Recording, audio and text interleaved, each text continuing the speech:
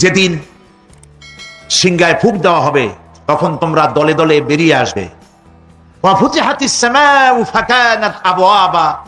আর আকাশ সমূহ খুলে দেওয়া হবে, তখন তা শুধু দরজা আর দরজা হয়ে যাবে।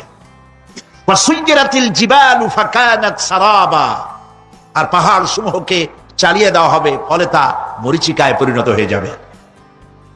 তেলাওয়াতকৃত আয়াতের এই হচ্ছে তরজমা।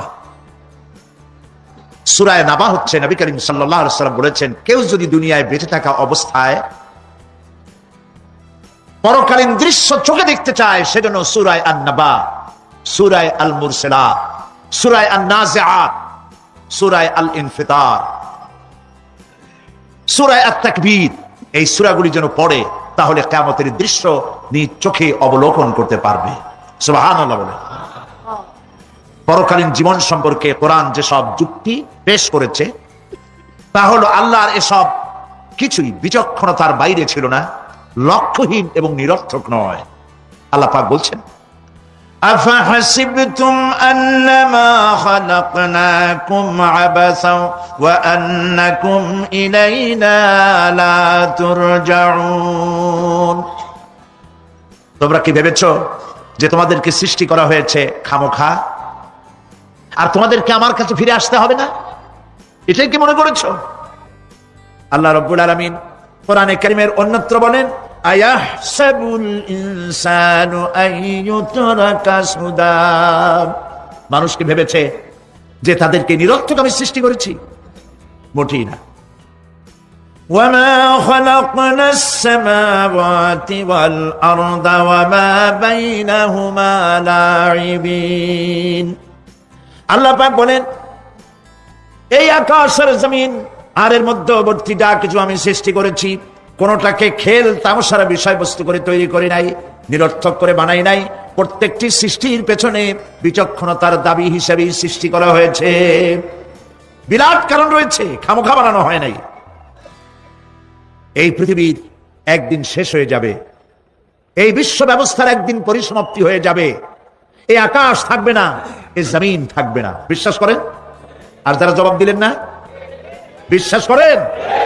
আকাশ, জমিন, এ মানব গোষ্ঠী কিছুই থাকবে না, একদিন সব শেষ হয়ে যাবে। বিশ্ব ব্যবস্থার পরিসমাপ্তি কিভাবে ঘটবে? কোরআনে কারীমে আল্লাহ রাব্বুল আলামিন পরিষ্কার করে বলে দিচ্ছেন। লক্ষ্য করো কেমনে এই পৃথিবীকে ধ্বংস করা হবে। আল্লাহ পাক কোন জিনিসকে গোপন রাখেন নাই, ওপেন সিক্রেট, সবগুলিকে খুলে খুলে আল্লাহ বয়ান করে দিয়েছেন। এই পৃথিবী আল্লাহ রাব্বুল আলামিন কেমনে ধ্বংস করবেন, কেমনে কিয়ামত হবে, বিশ্ব ব্যবস্থার পরিসমাপ্তি কেমনে হবে, আল্লাহ পাক কোরআনে কারীমে বলেন, ইযাস সামাউ ফাতারাত ওয়া ইযাল কাওয়াকিবু তাসারাত ওয়া ইযাল বিহারু ফুজ্জিরাত ওয়া ইযাল কুবুরু বুসিরাত। ইযাস সামাউ ফাতারাত, আকাশসমূহ বিদীর্ণ হয়ে যাবে, দীর্ণ বিদীর্ণ হয়ে যাবে। কাতাইয়িস সিজিল্লি লিল কুতুব, কিতাবের পৃষ্ঠা যেমন একটার উপরে একটা পড়ে, শুনতেছেন কথা? বইয়ের পাতা যেমন একটার উপরে একটা পড়ে, এভাবে উল্টাতে থাকলে অনুরূপ ভাবে আকাশ সমূহ একটার পর একটা বইয়ের পাতার মতো পড়ে ভেঙ্গে চুরে চুরমার হয়ে যাবে। সুবহানাল্লাহ। ওয়াইদাল কাওয়াকিবু ইনতাসারাত, সমস্ত তারকাগুলি বিক্ষিপ্ত হয়ে পড়তে থাকবে। তারকা, আপনারা কি মনে করেন নাকি যে তারকাগুলি আতশবাজি যেমন ফুটকে ফুটকে উঠে, ওই রকম কতগুলি ছিটকে ছিটকে পড়বে, চোখে দেখা যাবে, মাটির সাথে কিছুই পড়বে না, এরকম মনে করেন নাকি? তারকা সম্পর্কে আপনাদের ধারণা কি? বিশাল তারকা। কত তারকা! সমুদ্রের বেলাভূমিতে দাঁড়িয়ে বালুকণাগুলি, সমুদ্রের বালুকণাগুলি গোনা যদি সম্ভব হয়, আল্লাহর আকাশে কত তারকা গুণে শেষ করা যাবে না। এ তারকা এতটুক নয়, যতটুকু আপনি দেখেন, বিশাল তারকা, যে সূর্য পৃথিবীর চাইতে 13 লক্ষ গুণ বড়। এরকম 1.5 থেকে 2 অথবা 3 কোটি সূর্য খায়া পেটের মধ্যে হজম করতে পারে এমন হাজার হাজার বিলিয়ন বিলিয়ন তারকা আল্লাহ পাক গ্যালাক্সির মধ্যে পয়দা করে রেখেছেন। এগুলি যখন ছিটকা পড়তে থাকবে পৃথিবীর উপরে, ওয়াইদাল কাওয়াকিবু ইনতাসারাত, সমস্ত তারকাগুলি বিক্ষিপ্ত হয়ে পড়তে থাকবে। وإذا البحار فجرت সমুদ্রগুলি দীর্ঘ বিদীর্ণ হয়ে যাবে, সমুদ্রের পানিগুলি নিঃশেষিত হয়ে যাবে, তলদেশ ফেটে যাবে এবং তলদেশ থেকে অগ্নি উদ্গীরণ হতে থাকবে। সমুদ্রের তলদেশ থেকে, বিশ্বাস করেন এই মাটির মধ্যে আছেন আগুন, পাথর পোড়াইয়া আলকাত্রার মতো লাভা বানাইতে পারে এমন প্রচন্ড উত্তপ্ত আগুন রয়েছে মাটির ভেতরে। সমুদ্রের পানি সমূহ নিঃশেষিত হয়ে যাবে, দীর্ণ বিদীর্ণ হবে, সেখানে আগুন জ্বলতে থাকবে। কি ভয়াবহ দৃশ্য হবে। আর কবরের মধ্যে যা কিছু আছে কবরগুলি তা উদ্গীরণ করে দেবে। অন্য সূরার মধ্যে আল্লাহ পাক বলছেন, إذا الشمس كورت وإذا النجوم انكدرت وإذا الجبال سجرت যখন সূর্যকে ঢেকে দেওয়া হবে, বিশাল সূর্যটা হারায় যাবে আর তারকাগুলো বিপর্যস্ত হয়ে যাবে, পাহাড়গুলিকে চালিয়ে দেওয়া হবে। فإذا النجوم طمست وإذا السماء فرجت وإذا الجبال نسفت যখন তারকা স্থিমিত হয়ে যাবে, তারকাগুলিতে কোনো আলো থাকবে না, আসমান বিদীর্ণ হবে, পাহাড় সমূহ উড়ে দেওয়া হবে। সুবহানাল্লাহ, পাহাড়গুলি উড়ায় দেওয়া হবে। অবস্থা লক্ষ্য করেন, আকাশ ভেঙে ভেঙে পড়তেছে, তারকাগুলি বিক্ষিপ্ত হয়ে পড়তেছে, সব সমুদ্রের পানি শেষ হয়ে গিয়েছে, সমুদ্রের তলদেশ ফেটে ফেটে অগ্নি উদ্গীরণ করে দিচ্ছে, সূর্য ঢাকা পড়ে গেছে। মহান আল্লাহ রাব্বুল আলামিন বলেন, শুধু সূর্য ঢাকা পড়বে না, মানুষরা দেখতে পাবে। فإذا برق البصر وخسف القمر وجمع الشمس والقمر যখন চক্ষু বিস্ফারিত হবে, মানুষের চোখগুলি ছানা বড় হয়ে যাবে। এই দৃশ্য দেখে চাঁদে আলো নাই, সূর্যতে আলো নাই, চাঁদ আর সূর্য দুটি একাকার হয়ে যাবে। আল্লাহ পাক বলছেন, وحملت الأرض والجبال فدكتا دكة واحدة জমিন আর পাহাড়গুলোকে এর মধ্যে সংঘর্ষ বাঁধিয়ে দেওয়া হবে, পাহাড়গুলি উঁচু করে মাটির উপরে আছাড় মারা হবে, একই আঘাতে পাহাড়গুলি চূর্ণ বিচূর্ণ হয়ে যাবে। সুবহানাল্লাহ। এই কথার মধ্যে কোনো ভুল আছে?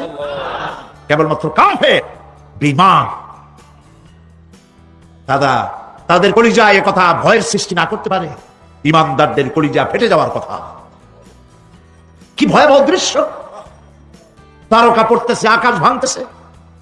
খালি রাশিয়ার একটা রকেট বহু বছর পর্যন্ত মহাশূন্যে উঠতেছিল, একদিন পত্র পত্রিকায় দেখতে পেলাম ওইটা ভেঙে পড়বে, ওইটার মেয়াদ শেষ হয়ে গেছে, ভেঙে পড়বে। বিশ্ব মহাচিন্তায় পড়ে গেল, কোন দেশে পড়বে? যদি কোনো দেশের উপরে পড়ে সিরিজ শেষ হয়ে যাবে, বিল্ডিং, মানুষ, স্থাপনা সব চূর্ণ বিচূর্ণ হয়ে যাবে, ভয়তে অস্থির।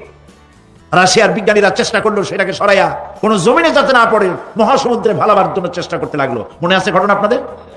পত্র পত্রিকা যারা পড়ে মনে থাকারই কথা।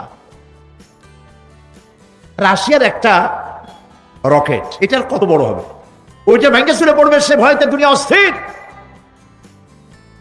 আর আল্লাহ পাক বলছেন, এটা কোনো সন্দেহ নাই, আকাশ একটার পর একটা ভেঙে চুরে চুরমার হয়ে পড়তে থাকবে, তারকাসমূহ বিক্ষিপ্ত হয়ে পড়বে, দরিয়া দীর্ণ বিদীর্ণ হয়ে যাবে, চন্দ্র আর সূর্য ধাক্কা লেগে একাকার হয়ে যাবে, চাঁদে আলো নাই, সূর্যে আলো নাই, অন্ধকার এক বিভীষিকাময় পূর্ণ হয়ে যাবে গোটা বিশ্ব।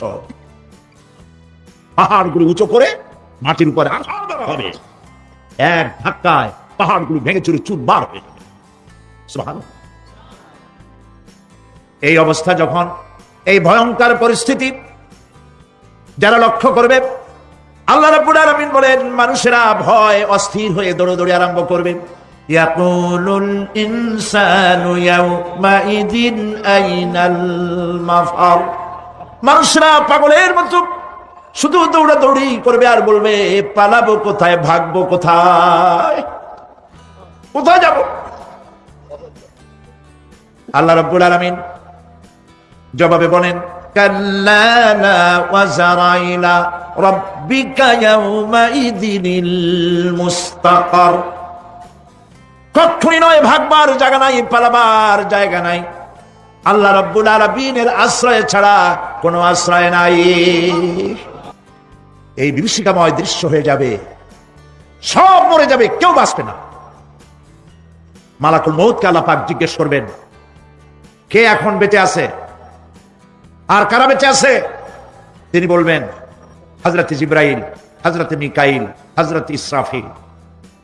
আল্লাহ পাক নির্দেশ করবেন, এদের জান কবজ করো।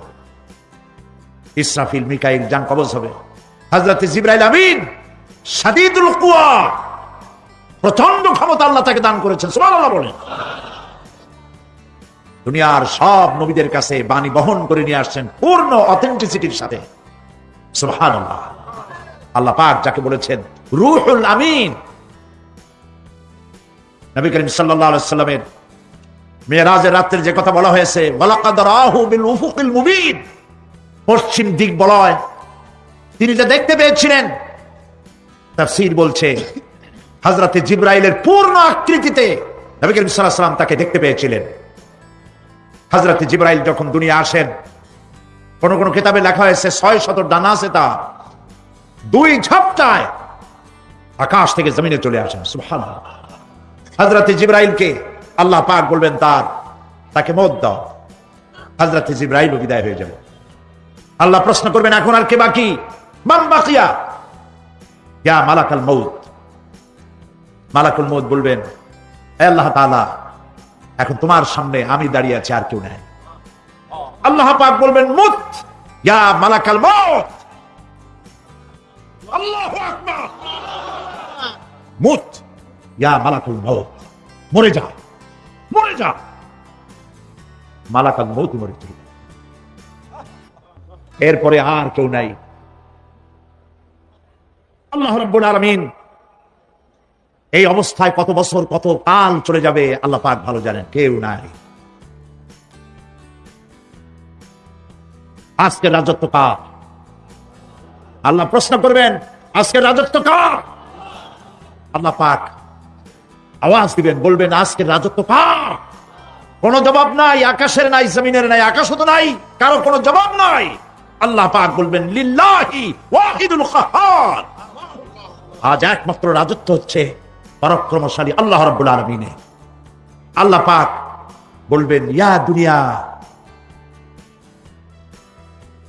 আইনা শুজারুকি, হে পৃথিবী তোর গাছগুলা কই? ইয়া দুনিয়া আইনা জিবালুকি, হে পৃথিবী তোর পাহাড়গুলা কই? আইনাল জব্বারিন, স্বৈরাচারেরা কোথায়? কারো কোনো জবাব হবে না।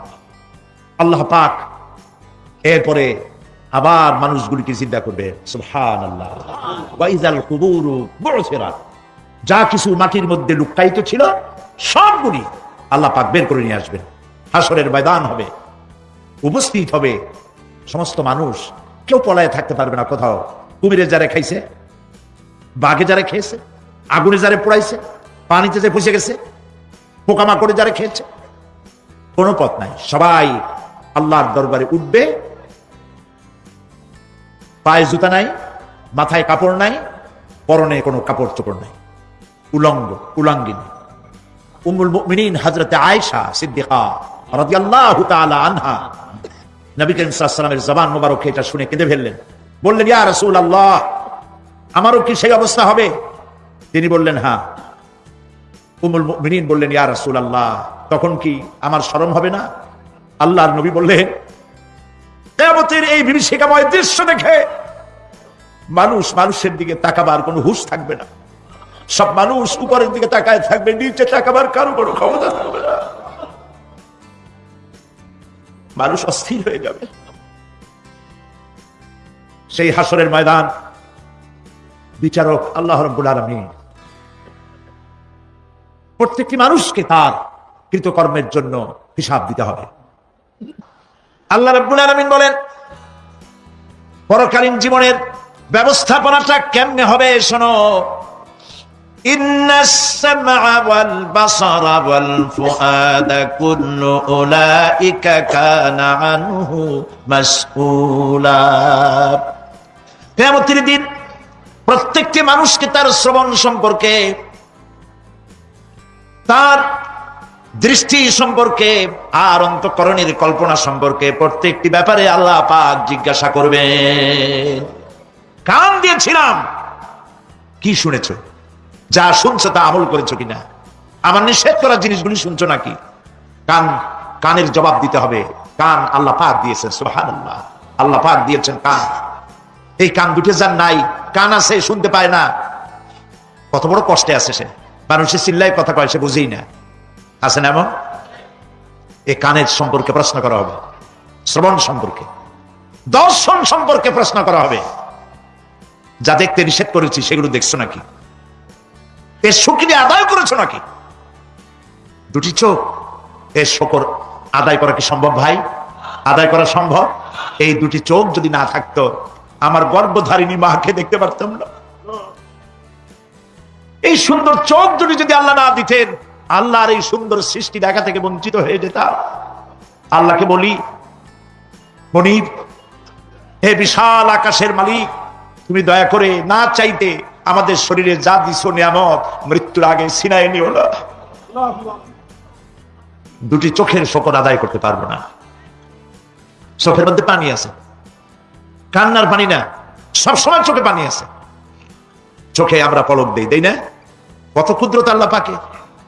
এই পৃথিবীতে দিনে রাতে অসংখ্য পলুয়েশন, রোগ জীবাণু সমানে উঠতেছে। এখন যদি মাইক্রোস্কোপ যন্ত্র এখানে থাকতো, তাহলে দেখতেন এই পরিবেশটা কত দূষিত, কত পলুয়েশন, কত দাম। এগুলি নাকের মধ্যে দিয়ে পেটে যাচ্ছে, চোখের মধ্যে ঢুকতেছে।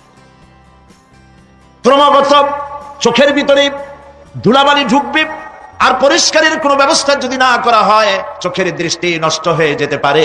এই জন্য আল্লাহ রাব্বুল আলামিন চোখের ভিতরে মেডিসিন রূপী এক প্রকারের পানি রেখেছেন, আর অটোমেটিক চোখের পাতা ওঠানামা করে প্রতি মুহূর্তে চোখকে ক্লিন করে দিতেছে। এই চোখ সম্পর্কে আল্লাহ রাব্বুল আলামিন প্রশ্ন করবেন, অন্তঃকরণ সম্পর্কে প্রশ্ন করবেন। জবাব দেওয়া সেদিন বড়ই কঠিন হয়ে যাবে। এই জন্য আল্লাহ রাব্বুল আলামিন দুনিয়াবাসীকে সতর্ক করে দিচ্ছেন।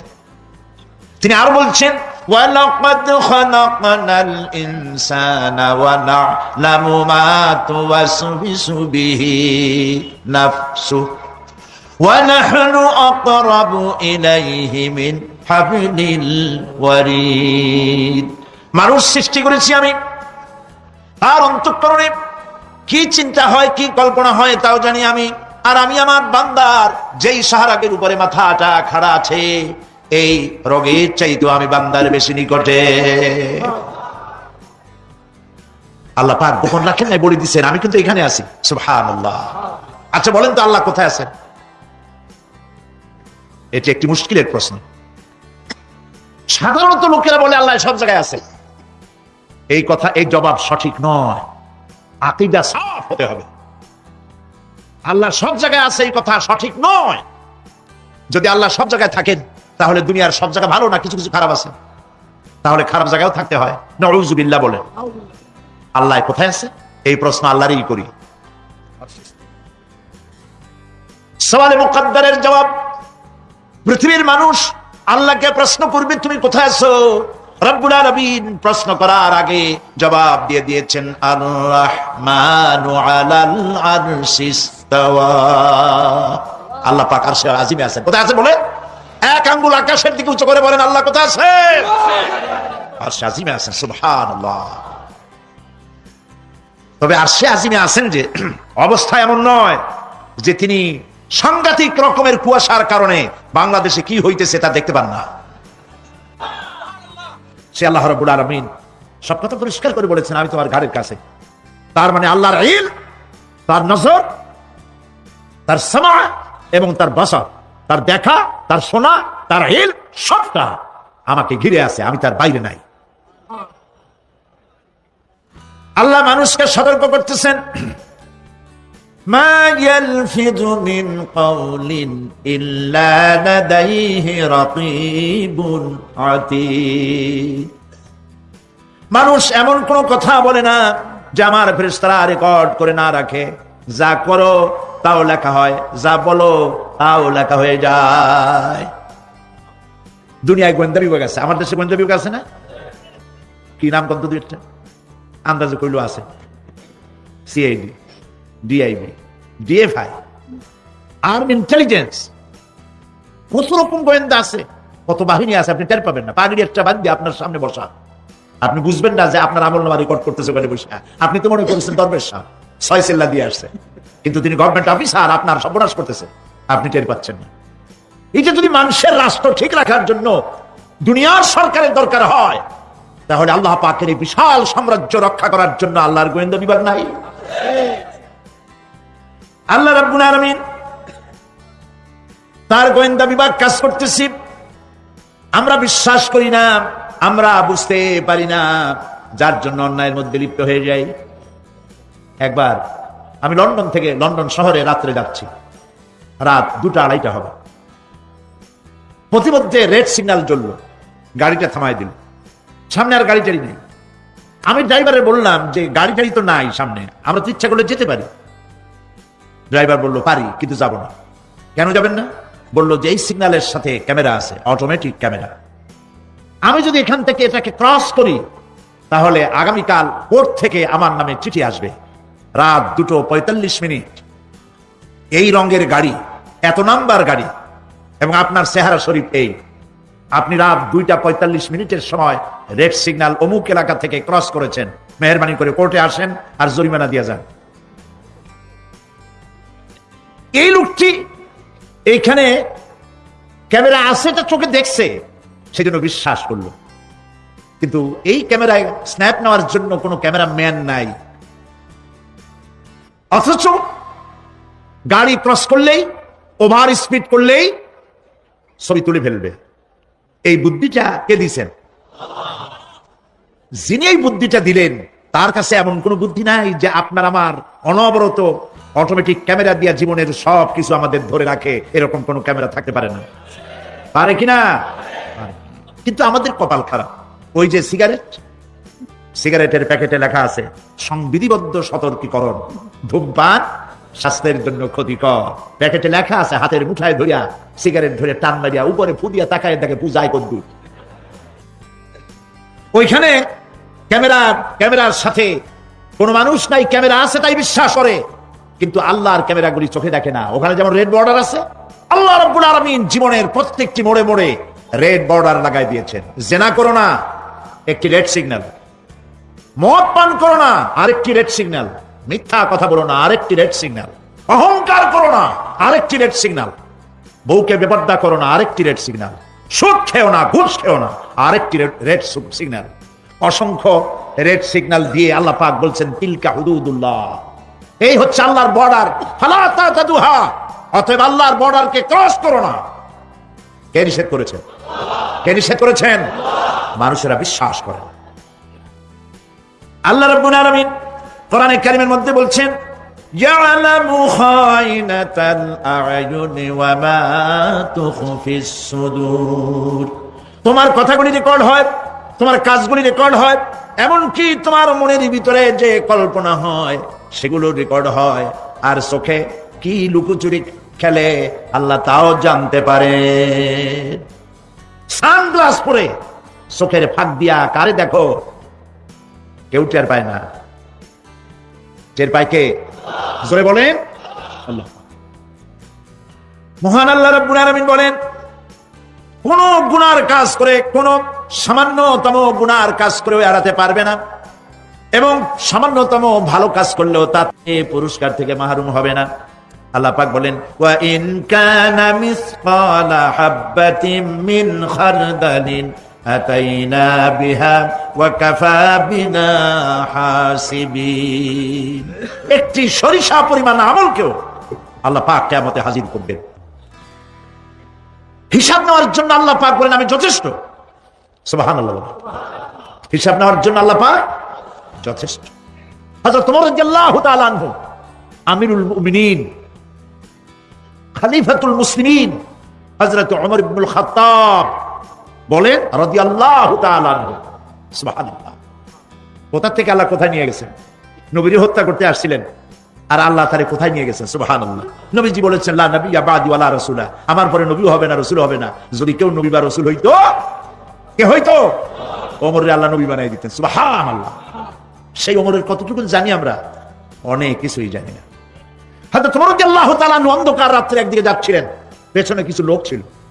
হঠাৎ করে তিনি প্রশ্ন করলেন, আচ্ছা তোমাদের মধ্যে কেউ কি বলতে পারো কোরআনে কারীমের মধ্যে সবথেকে হতাশাব্যঞ্জক আয়াত কোনটি? অন্ধকারের ভেতরে একজনে জবাব দিলেন, ফামান ইয়া'মাল মিসকালা যাররাতিন খায়রান ইয়ারাহ ওয়া মান ইয়া'মাল মিসকালা যাররাতিন শাররান ইয়ারাহ। এর অর্থ হলো, যদি কেউ যারা পরিমাণ সরিষা পরিমাণ ভালো কাজ করে কিয়ামতে সেটা দেখতে পাবে, আর যদি সামান্য সরিষা পরিমাণ গুনার কাজও করে, খারাপ কাজ করে, সেটা দেখতে পাবে। এই আয়াতটি যখন নাজিল হয়, সূরা যখন নাজিল হয়, হযরত আবু সাঈদ খুদরি রাদিয়াল্লাহু তাআলা আনহু তিনি রাসূলুল্লাহকে প্রশ্ন করলেন, ইয়া রাসূলুল্লাহ, আল্লাহ যে আয়াত নাজিল করলেন, কিয়ামতের দিন আমি কি আমার এমনকি ছোট্ট পাপও কি দেখতে পাবো? আল্লাহর নবী বলেন, আল্লাহ বলেছেন অবশ্যই দেখতে পাবা। হযরত আবু সাঈদ খুদরি রাদিয়াল্লাহু তাআলা আনহু চিৎকার করে কেঁদে উঠলেন, বললেন, তাহলে তো আমি মরেই যাব। আমার ছোট্ট পাপটাও যদি আমি দেখি কিয়ামতে, আমি তো মরে যাব। হযরত ওমর রাদিয়াল্লাহু তাআলা আনহু অন্ধকারের ভিতরে হাঁটতেছেন আর কাঁদতেছেন, হাঁটতেছেন আর কাঁদতেছেন।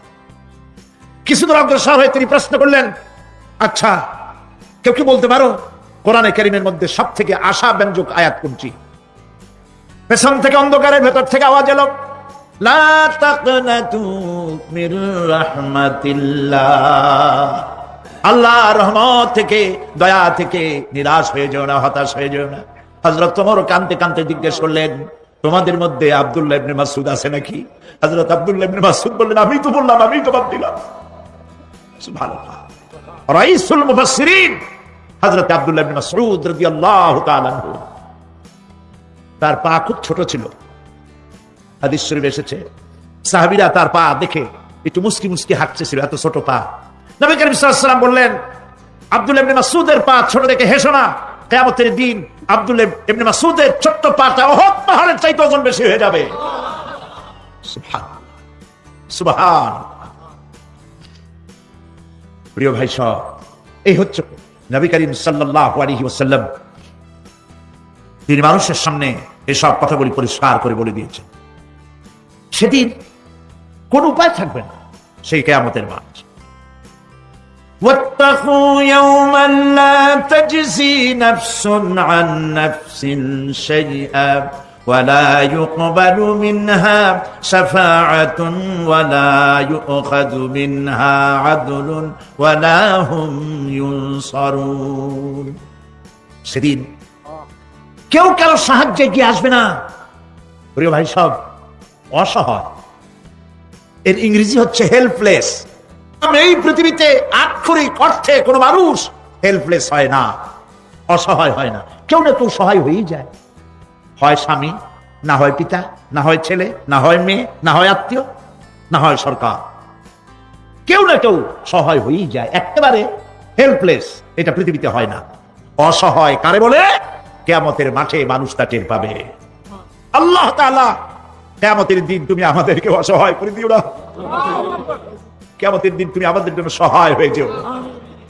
আল্লাহ পাক বলছেন, সেদিন কি ভয় করো, যেদিন কেউ কারো সাহায্যে এগিয়ে আসবে না, কারো পক্ষে কোনো সুপারিশ গ্রহণ করা হবে না, কারো কাছ থেকে কোনো বিনিময় গ্রহণ করা হবে না, কাউকে কোনো সাহায্য করা হবে না। ইন্না লিল্লাহি ওয়া ইন্না ইলাইহি রাজিউন। আল্লাহ রাব্বুল আলামিন বলেন, لن تنفعكم أرحامكم ولا أولادكم يوم القيامة। কিয়ামতের দিন তোমাদের আত্মীয়স্বজন, তোমাদের সন্তান সন্ততি তোমাদের জন্য কিছু মাত্র কাজে লাগবে না। ইয়াউমা ইয়াফিরুল মারউ মিন আখিহি ওয়া উম্মিহি ওয়া আবিহি ওয়া সাহিবাতিহি ওয়া বানিহি। সেদিন মানুষ তার ভাই, মা বাপ, স্ত্রী ও সন্তান থেকে পলায়ন করবে। সেদিন প্রত্যেকে নিজ নিজ অবস্থায় পতিত হয়ে যাবে। পিতা তার সন্তানকে পরিচয় দেবে না, মা তার সন্তানকে চিনবে না, সন্তান তার মাকে চিনবে না। মানুষগুলি দৌড়াতে থাকবে, পালাতে থাকবে, কেউ কারো সাহায্য সেদিন করতে পারবে না।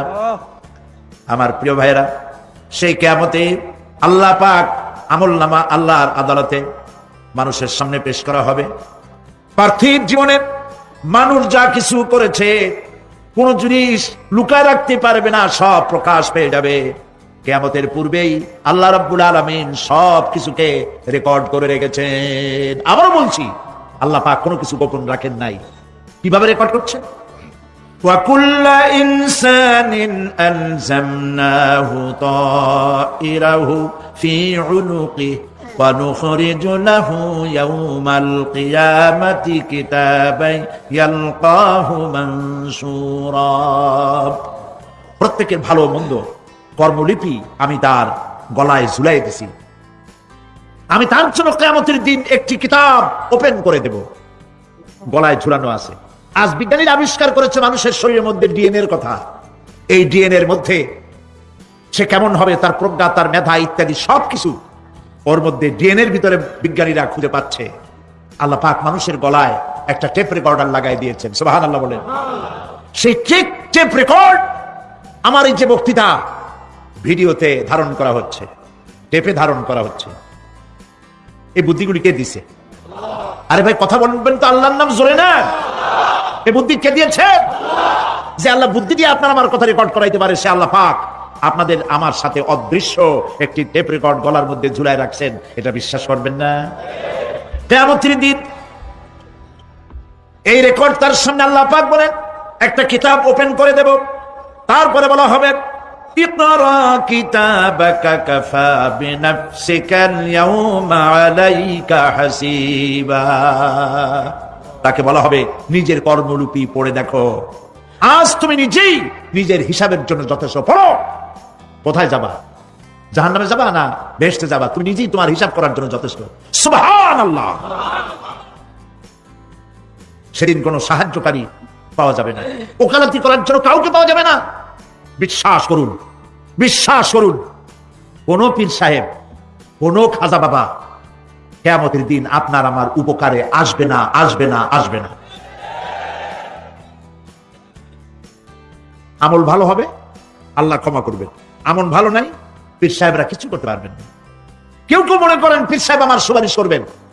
কিয়ামতের দিন আপনারাই দেখবেন ওনাদের সুপারিশ কে করে। কিয়ামতের দিন আল্লাহ পাক আরো পরিষ্কার করে বলছেন লান তানফাকুম আরহামুকুম ওয়ালা আওলাদুকুম ইয়াউমাল কিয়ামা। কিয়ামতের দিন সন্তান সন্ততি আর সম্পদ কোনো কাজে লাগবে না, এগুলি কোনো উপকার হবে না মানুষের জন্য। আর সেখানে উৎকোচেরও কোনো কারবার চলবে না। এই পৃথিবীতে উৎকোচ দিয়ে অনেক কাম করা যায়, কিন্তু কিয়ামতে চলবে না। اليوم لا ينفع مال ولا بنون। সুবহানাল্লাহ, সুবহানাল্লাহ। যেখানে কিয়ামতের দিন ধন, সন্তান, সন্ততি কোন, ওই যে হযরত ইব্রাহিম আলাইহিস সালাম বলেছিলেন ইন্নী ওয়াজ্জাহতু ওয়াজহিয়া লিল্লাযী ফাতারাস সামাওয়াতি ওয়াল আরদ। জানেন আপনারা? পড়েন إني وجهت وجهي للذي فطر السماوات والأرض حنيفا وما أنا من المشركين। নিশ্চয় আমার মুখ ঘুরাই দিলাম তার দিকে যিনি আকাশ এবং জমিনের স্রষ্টা, সব কিছুর মালিক যিনি, তার দিকে আমি মুতাওয়াজ্জা হলাম। নামাজের অর্থই হচ্ছে মুতাওয়াজ্জা হওয়া, মুখ ঘুরিয়ে দেওয়া, চেহারা ঘুরিয়ে দেওয়া। আর নামাজের আরেক অর্থ হচ্ছে নিকটবর্তী থেকে আরো নিকটবর্তী হওয়া। আল্লাহ রাব্বুল আলামিন বলেন নিকটবর্তী হতে হলে ওয়াসজুদ ওয়াকতারিব, সেজদা দাও আর সেজদার মাধ্যমে আমার নিকটবর্তী হয়ে যাও। সেজদা দিলেই আল্লাহর নিকটবর্তী হওয়া যায়। কোন সুবহানাল্লাহ। সাহাবী, আল্লাহ নবীর সাহাবী প্রশ্ন করেছেন, নবীজি বান্দা কখন আল্লাহর নিকটবর্তী হয়ে যায়? নবীজি বলেছেন, বান্দা যখন সেজদা দেয় তখন আল্লাহর বান্দার মাঝে কোনো হিজাব থাকে না, একদম আল্লাহ পাকের নিকটবর্তী হয়ে যায় বান্দা যখন সেজদায় পড়ে যায়। সুতরাং নামাজ হচ্ছে নিকটবর্তী হওয়া, সালাত এটা হচ্ছে নিকটবর্তী হওয়া। নামাজ ফরজ হওয়ার কারণ হচ্ছে এই যে মানুষ আল্লাহর বান্দা বা গোলাম হিসেবে সৃষ্টি হয়েছে, তাই একমুখী হয়ে এর বন্দিগি করা এটা হচ্ছে তার স্বাভাবিক একটা প্রকৃতি। আল্লাহ রাব্বুল আলামিন এই প্রকৃতির দাবি মিটাবার জন্যই নামাজের ব্যবস্থা করেছেন। মানুষের ফিতরত, মানুষের নেচার, মানুষের ফিতরত হচ্ছে এই যে কারো না কারো কাছে মাথা নত করা, হাত জোড় করা, মাথা নত করা, সার্বভৌমত্বের মালিক কাউকে মনে করা। হাত জোড় করতে হলে, মাথা নত করতে হলে, সার্বভৌমত্বের মালিক হিসেবে কাউকে গ্রহণ করতে হলে আল্লাহর বিকল্প কেউ আছে নাকি? ইসলামের মূল দাওয়াতটা হলো ফিতরাত অনুযায়ী দাওয়াত দেওয়া হয়েছে, মানুষ যেন মাথা নত করে, গোলামি করে। এজন্য আল্লাহ রাব্বুল আলামিন বলেছেন যে আমি মানুষ এবং জিনকে সৃষ্টি করেছি, তার কারণটাই হলো মা খালাকতুল জিন্না ওয়াল ইনসা ইল্লা লিয়াবুদুন। মানুষ আর জিন জাতিকে সৃষ্টি করা হয়েছে ইবাদতের জন্য, গোলামির জন্য। ইবাদত আর গোলামি এটাই করতে হবে, গোলামি করতে হবে, দাসত্ব করতে হবে। আর এই দাসত্ব, আল্লাহর আনুগত্যই গোলামির দাওয়াত দিয়েছেন দুনিয়ার সব নবীরা। কোন নবী বলেন নাই যে আমার গোলামি করো, কেউ বলেছেন? বলেন জোরে, কেউ বলেছেন? আল্লাহ পাক বলেন وَلَقَدْ بَعَثْنَا فِي كُلِّ أُمَّةٍ رَسُولًا أَنِ اعْبُدُوا اللَّهَ وَاجْتَنِبُوا الطَّاغُوتَ। প্রত্যেক জাতির জন্য আমি রাসূল প্রেরণ করেছি, তারা মানুষকে দাওয়াত দিয়েছেন এই কথা বলে যে এক আল্লাহর গোলামি করো, তিনি ছাড়া কোনো ইলাহ নাই, আইনদাতা নাই, বিধানদাতা নাই, তার গোলামি, তার সামনে মাথা নত করে দাও। নামাজ হচ্ছে তাওহীদের অবশ্যম্ভাবী এক বহির্প্রকাশ। তাওহীদের জন্য তাওহীদবাদী মানুষ যারা, তাদেরকে নামাজ আদায় করতেই হবে। আকীদা বিশ্বাসের দিক থেকে তাওহীদ যদি হয় পুরা দ্বীনের মূল উৎস, তাহলে আমলের দিক থেকে নামাজ হচ্ছে পুরা দ্বীনের মূল ভিত্তি। নামাজ হচ্ছে আমলের মূল ভিত্তি, এর বাস্তবায়ন ছাড়া দ্বীন পূর্ণ হয় না। নামাজ মুমিনের কেবলমাত্র একটি উত্তম আমলই নয়, বরং নামাজ হচ্ছে ইমানের মূল ভিত্তি। যার কাছে নামাজ নাই তার কাছে কিছুই নাই। রাসূল কারীম সাল্লাল্লাহু আলাইহি ওয়াসাল্লাম বলেছেন যে নামাজ যে ব্যক্তি পড়ে না, আল্লাহ পাকের সাথে তার কোনো সম্পর্ক বাকি থাকে না। সুতরাং এই নামাজটা হচ্ছে এই যে একমাত্র একাগ্র চিত্তে আদবের সাথে আল্লাহর সামনে রুজু হয়ে যাওয়া। কোরআনে কারীম বলছে মুনিবিনা ইলাইহি ওয়াত্তাকুহু ওয়া আকিমুস সালাতা ওয়া লা তাকুনু মিনাল মুশরিকিন। তোমরা আল্লাহর দিকে রুজু হয়ে যাও এবং তাকে ভয় করে অন্যায় কাজ থেকে বিরত থাকো, আর নামাজ কায়েম করো, মুশরিকদের অন্তর্ভুক্ত হয়ে যেও না। নামাজ কায়েম করা, নামাজের আদেশ কোরআনে কারীমের মধ্যে আল্লাহ পাক বহু জায়গায় করেছেন। ঈমানের পর নামাজই হচ্ছে সবচেয়ে বড় জরুরি। একজন মানুষ ঈমান আনলো, যেমন কালকে একজন ঈমান এনেছে, ঈমান আনার সাথে সাথে তার প্রথম কাজ কি বলুন? বলেন প্রথম কাজ কি? ফজরের নামাজের আগে একজন ইসলাম কবুল করলেন, তার প্রথম দায়িত্ব নামাজকে আদায় করে দেওয়া, ফজরের নামাজ পড়াম। জোহরের আগে কেউ ঈমান আনলো, তার প্রথম দায়িত্ব জোহরের নামাজ আদায় করা। আসরের নামাজের আগে ঈমান এনেছে, তার প্রথম দায়িত্ব হলো আসরের নামাজ আদায় করা। তার মানে হলো ঈমান আনার পর একজন ঈমানদারের প্রথম দায়িত্ব হচ্ছে নামাজ। গুরুত্বপূর্ণ বিষয়, খুব ভালো করে শুনতে হবে, ইয়াদ রাখতে হবে প্রত্যেকটি মুসলমানের। এই নামাজ কি জিনিস, কেমনে আদায় করতে হবে, আদায় না করলে কি হবে, গুরুত্বপূর্ণ এই কথাগুলি প্রত্যেকের স্মরণ রাখতে হবে। কিয়ামতের দিন মানুষ যে জাহান্নামে যাবে, জাহান্নামের জন্য, জাহান্নামে যে সব কারণে যাবে তার মধ্যে বড় কারণ কালকে বলেছিলাম, দেখি মনে আছে নাকি? বড় কারণ কয়টা? কয়টা? আলহামদুলিল্লাহ মনে আছে।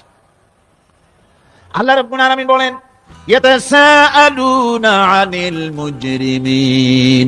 কিয়ামতের দিন অপরাধীদেরকে জিজ্ঞেস করা হবে মা সালাকাকুম ফি সাকার, জাহান্নামে কেন আসছো?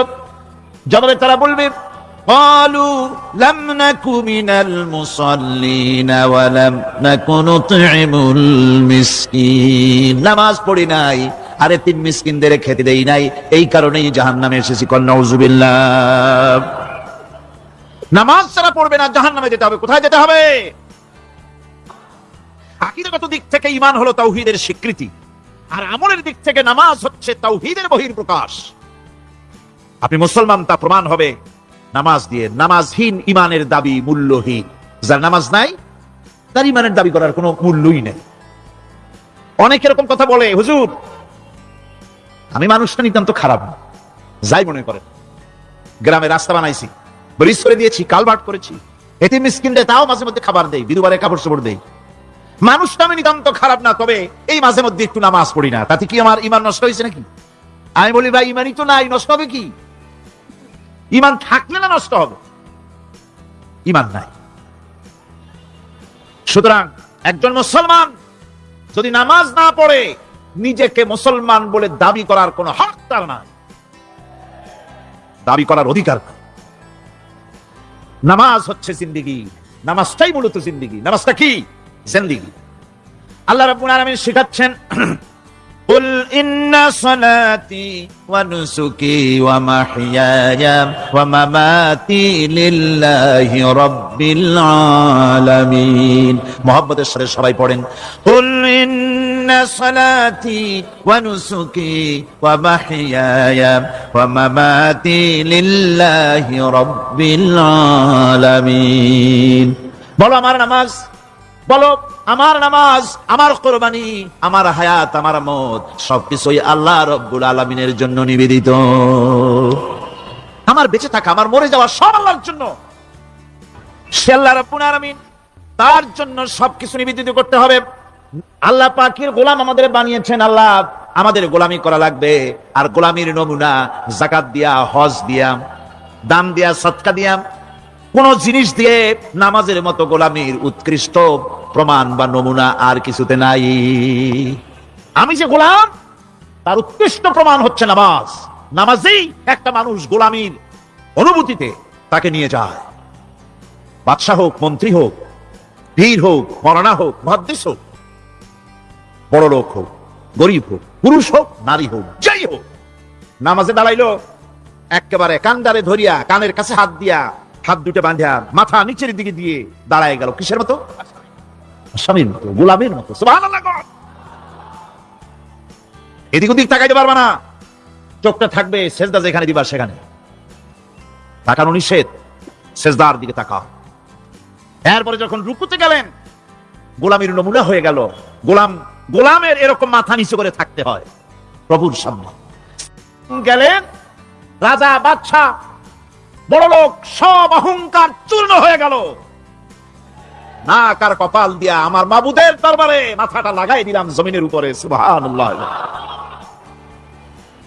আমি আমার ভাষায় বলি, আমি আমার ভাষায় কথাটা এভাবে বলি, এই জমিনটা যদি কাগজ হয় আর আমার নাকটার কপালটা যদি কলম হয়, তাহলে আমি যে গোলাম দৈনিক 5 বার আমার নাক আর কপাল দিয়া জমিন নামক কাগজের উপরে, দাস খতের উপরে দৈনিক 5 বার নাকার কপাল দিয়া সই করে দেই, আল্লাহ আমি তোমার গোলাম, আর কারো গোলাম নই, আমি একমাত্র তোমার গোলাম। ঘুমের থেকে উঠে সেজদা দিয়া বলি, দুপুরের সময় কাজ চালাইয়া আরেকবার বলি, বিকেল আসার আগে আসরে আরেকবার বলি, দিন যখন শেষ হয় আরেকবার বলি, রাতে যখন শুতে যাই আরেকবার সেজদা দিয়া ঘোষণা করি, মাবুদ আমি তোমার গোলাম। সুবহানাল্লাহ।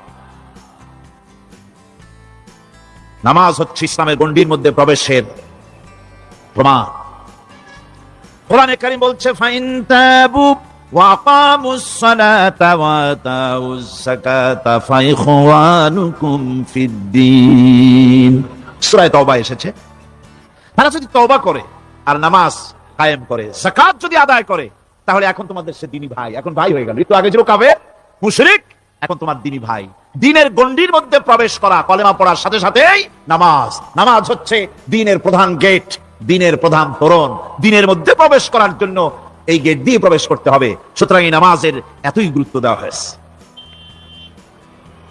ইসলাম ইসলাম যদি ক্ষমতায় আসে, আল্লাহ যেন এনে দেন, জোরে কোন আমিন।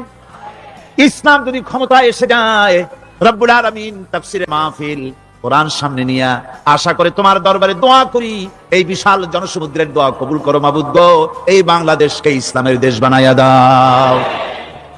দেশটা যদি ইসলামের হয়ে যায়, আইন যদি আল্লাহর হয়, শাসন যদি সৎ লোকেরা করে, রব্বুল আলামিন কোরআন শরীফে বলেন, তাহলে তারা 4টা কাজ করবে। আল্লাযীনা ইমাক্কান্নাহুম ফিল আরদ আকামুস সালাতা ওয়া আতাউজ যাকাত ওয়া আমারু বিল মা'রুফি ওয়া নাহাউ আনিল মুনকার। মুমিনরা ক্ষমতায় এসে প্রথম যে কাজটা করবে, প্রথমে ক্ষমতায় এসেই নামাজ বাধ্যতামূলক করবে। প্রথম কি? ওয়াজ নসিহতে অনুরোধ করা হবে না, বাবাজিরা আল্লাহর রাস্তায় নামাজটা পড়েন না। রেডিও এবং টেলিভিশনের মাধ্যমে রাষ্ট্রপ্রধান অর্ডার করে দিবেন, যারা আকেল বালিগ সকলের জন্য নামাজ বাধ্যতামূলক, নামাজ পড়তেই হবে। এটা অর্ডার। বেলা যখন 1টা বেজে যাবে, বেলা যখন 1টা বাজবে, সমস্ত মসজিদে আজান শুরু হয়ে যাবে। আজানের সাথে সাথে অফিস, আদালত, কল কারখানা, ক্ষেত খামার, শিক্ষাঙ্গন সব ডেডলক হয়ে যাবে। আধা ঘন্টার জন্য বন্ধ হয়ে যাবে। যারা মুসলমান অফিসে, কলেজে, ইউনিভার্সিটিতে, সর্বত্র তারা নামাজের জন্য প্রস্তুতি নেবেন।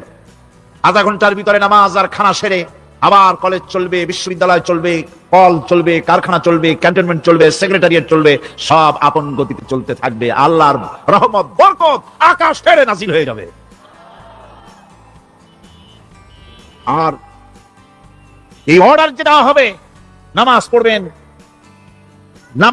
পড়বেন, সেখানে থানায় যখন আজান হবে, থানায় আজান হয়ে গেছে, থানার স্টাফ, পুলিশ যারা আছে, জামাতে খাড়া হয়ে যাবে, ইমামতি করবেন ওসি সাহেব। এসপির অফিসে এসপি সাহেব ইমামতি করবেন, ডিসি সাহেব তার অফিসে ইমামতি করবেন, মন্ত্রী সেক্রেটারিয়েট ইমামতি করবেন, প্রেসিডেন্ট বঙ্গভবনে ইমামতি করবেন, বিশ্ববিদ্যালয়ের ভাইস চ্যান্সেলরের ইমামতিতে সেটাকার মুসলমান ছাত্র ছাত্রী, শিক্ষক শিক্ষয়িত্রী এক জামাতে নামাজ আদায় করবে। এই যদি হয়, চিত্র দেশের অপরাধ থাকবে। থানায় ওসি সাহেব নিজেই যদি জামাতের ইমামতি করেন, এইভাবে নামাজ আদায় করেন, পুলিশদের নিয়ে জামাতে ঘুষ আর খাবে তারা? এসপি সাহেবের অফিসে, ডিসি সাহেবের অফিসে মন্ত্রীরা যদি ভাবে নামাজ কায়েম করে, তাহলে কি অন্যায় অপরাধ কিছু থাকবে সমাজে? থাকবে। সুতরাং নামাজ বাধ্যতামূলক করে দেওয়া হবে। নামাজ বাধ্যতামূলক, সকলকে নামাজ পড়তে হবে। নামাজ হচ্ছে অপকর্মের প্রতিবন্ধক। নামাজ পড়লে অন্যায় কাজ থেকে বাঁচার পর, অন্যায় থেকে বাঁচায় কিসে? নামাজ।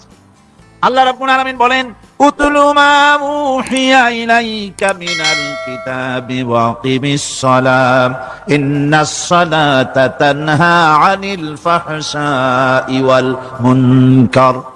হে নবী, এই কিতাব তেলাওয়াত করো, যা তোমার প্রতি অবতীর্ণ করা হয়েছে, এই কিতাব তেলাওয়াত করো আর নামাজকে প্রতিষ্ঠা করো। নিঃসন্দেহে নামাজ মানুষকে পাপাচার থেকে বাঁচাইয়া দেয়।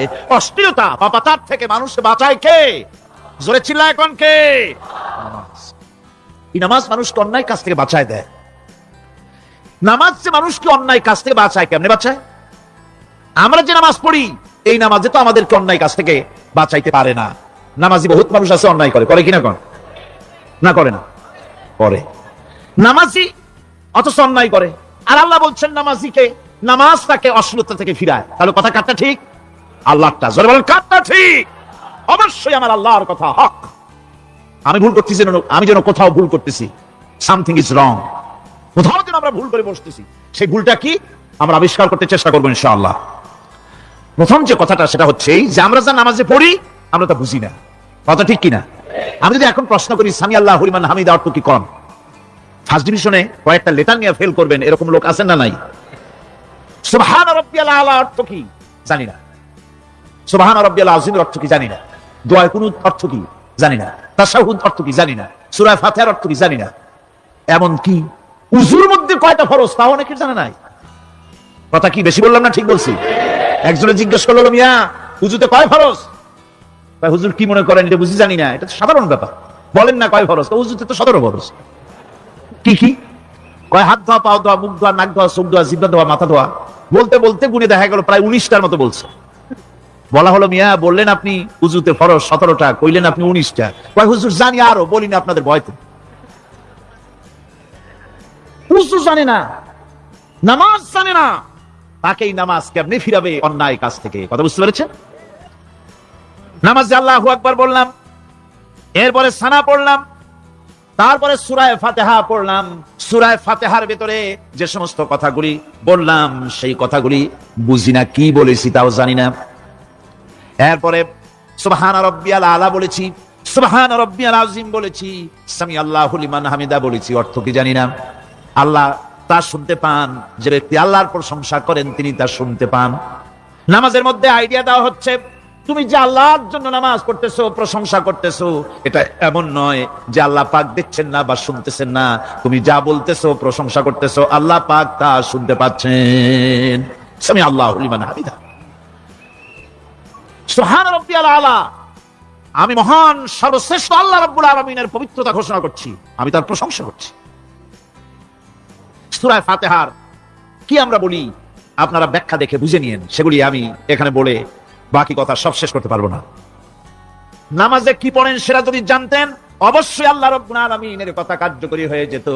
ইন্নাস সালাতা তানহা আনিল ফাহশাই ওয়াল মুনকার, নামাজ মানুষকে পাপের কাজ, অশ্লীলতা থেকে ফিরাতে পারে। আল্লাহ ইন্না বসাইছেন, নিশ্চয়ই, বেশক, অবশ্যই নামাজ পাপ থেকে ফিরাবে। কিন্তু কেমনে ফিরাবে? নামাজ তো বুঝি না, নামাজ তো বুঝি না, খালি সেজদা দেয় জনমের মতো। আর সেজদা কি? নামাজে যদি দেখে ইমাম দেরি করতেছে, আত্মাহিয়াত পড়তে দেরি হয়ে যাচ্ছে, পিছন থেকে সিগন্যাল মারে, ঠিক কিনা? বেয়াদব, বেয়াদব, তোমার নামাজ, তোমার আত্মাহিত আগে শেষ হয়েছে, তাতে কি হয়েছে? চুপ করে বসে থাকো। ইমামকে কাশি দিয়ে সতর্ক করার অধিকার তোমার নাই। যদি ইমামকে সতর্ক করার জন্য কাশি দিয়ে থাকো, তোমার নামাজ ফাসেদ হয়ে যাবে। এটা ফাইজলামি করার জায়গা না, এটা নামাজ। এর নাম কি? ধীরে সুস্থে নামাজ পড়তে হবে। অনেকে মসজিদটার মনে করে জেলখানা, ঢুকতে যত দেরি, বেরোতে পারলে যেন বাসে যান ছটফট করে।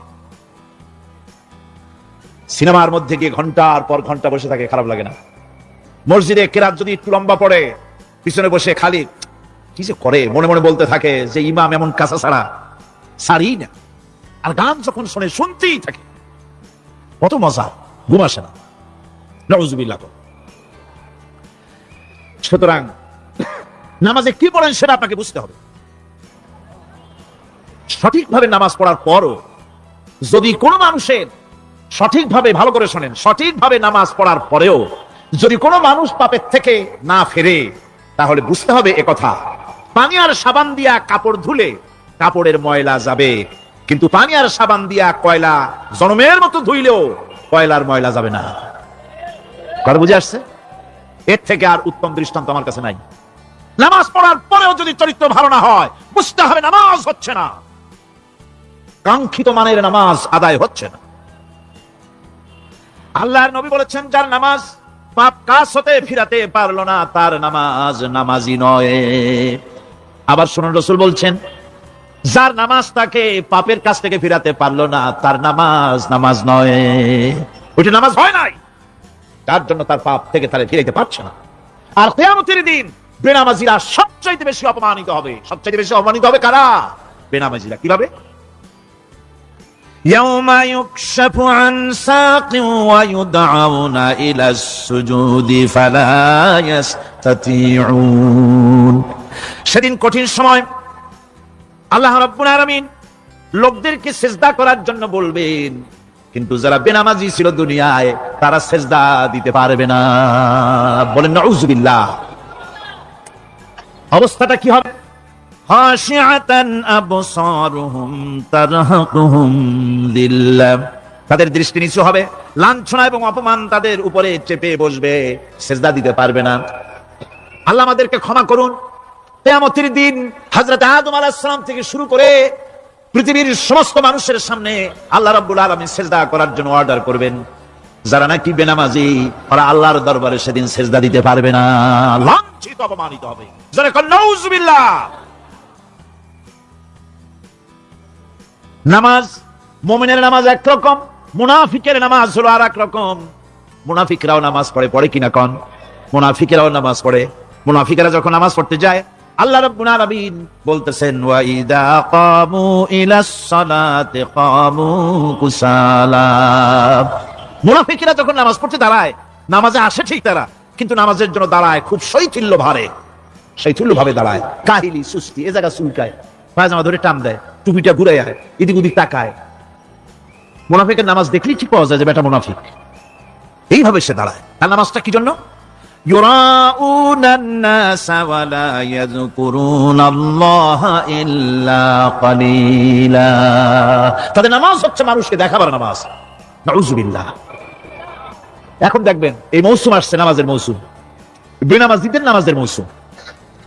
জনসভা হচ্ছে, নির্বাচন আসতেছে, নামাজে রক্ত হয়ে গেছে, তাড়াতাড়ি আজান হয়ে গেল, টুপি না থাকলে রুমাল একটা মাথায় দিল, উজু আছে কিনা আছে, আল্লাহু আকবার, যা আছে কপালে হয়ে যাক। মানুষকে দেখাবার জন্য এরা নামাজ পড়ে। এরা আল্লাহর শরণার্থে নামাজ খুব কম লোকই করে। এরা হচ্ছে মুনাফিক। দুনিয়া এবং আখিরাতে কল্যাণের জন্য একমাত্র মাধ্যম হচ্ছে নামাজ। দুনিয়া যদি কল্যাণ চাই, আখিরাতেও যদি কল্যাণ চাই, তাহলে এর জন্য কি করতে হবে? আমার কথা নয়, আল্লাহ রাব্বুল আলামিনের কথা শুনুন। রব্বুল আলামিন বলেন ক্বাদ ফালাহাল মুমিনুন আল্লাযীনা হুম ফি সালাতিহিম খাশিউন ওয়াল্লাযীনা হুম লিয-যাকাতি ফাঈলুন ওয়াল্লাযীনা হুম লিফুরুজিহিম হাফিজুন। নিশ্চিতভাবে সেই সব মুমিন কল্যাণ লাভ করবে, নিশ্চিতভাবে। তারা হচ্ছে ওই সব লোক যারা নিজেদের নামাজ ভীতি মিশ্রিত বিনয় ভাবে, ভীতি মিশ্রিত অবস্থায় বিনয়ের সাথে যারা নামাজ আদায় করে, যারা বেহুদা কাজ থেকে বিরত থাকে, যারা যাকাতের পন্থায় কর্মতৎপর হয়, আর যারা নিজের লজ্জাস্থানকে হেফাজত করে। এরপরে আল্লাহ পাক বলেন ওয়াল্লাযীনা হুম লিআমানাতিহিম ওয়া আহদিহিম রাউন ওয়াল্লাযীনা আলা সালাওয়াতিহিম ইউহাফিজুন ওয়াল্লাযীনা আলা সালাতিহিম হাফিজুন। আর যারা তাদের আমানাতকে পূর্ণ করে, আমানাত এবং তাদের ওয়াদা চুক্তি পূর্ণ করে, এবং যারা নিজেদের নামাজ সমূহকে পূর্ণভাবে হক আদায় করে নামাজ পড়ে, নামাজের যারা হেফাজত করে, এরা কারা? এরা হচ্ছে উলাইকা হুমুল ওয়ারিসুন আল্লাযীনা ইয়ারিসুনাল ফিরদাউসা হুম ফিহা খালিদুন। এরা হচ্ছে সেই সব লোক, এরা উত্তরাধিকার হচ্ছে জান্নাতের উত্তরাধিকারী, জান্নাতুল ফিরদাউসে আল্লাহ রাব্বুল আলামিন এই গুণ বিশিষ্ট লোকদের জন্য জায়গা করে দিবেন। জোরে করে সুবহানাল্লাহ।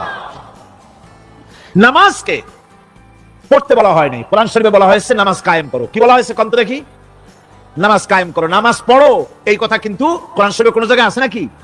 এখন কায়েম করা কারে বলে? এটা গুরুত্বপূর্ণ আরেকটি বিষয়। নামাজ কায়েম করতে বলা হয়েছে। কায়েম কি?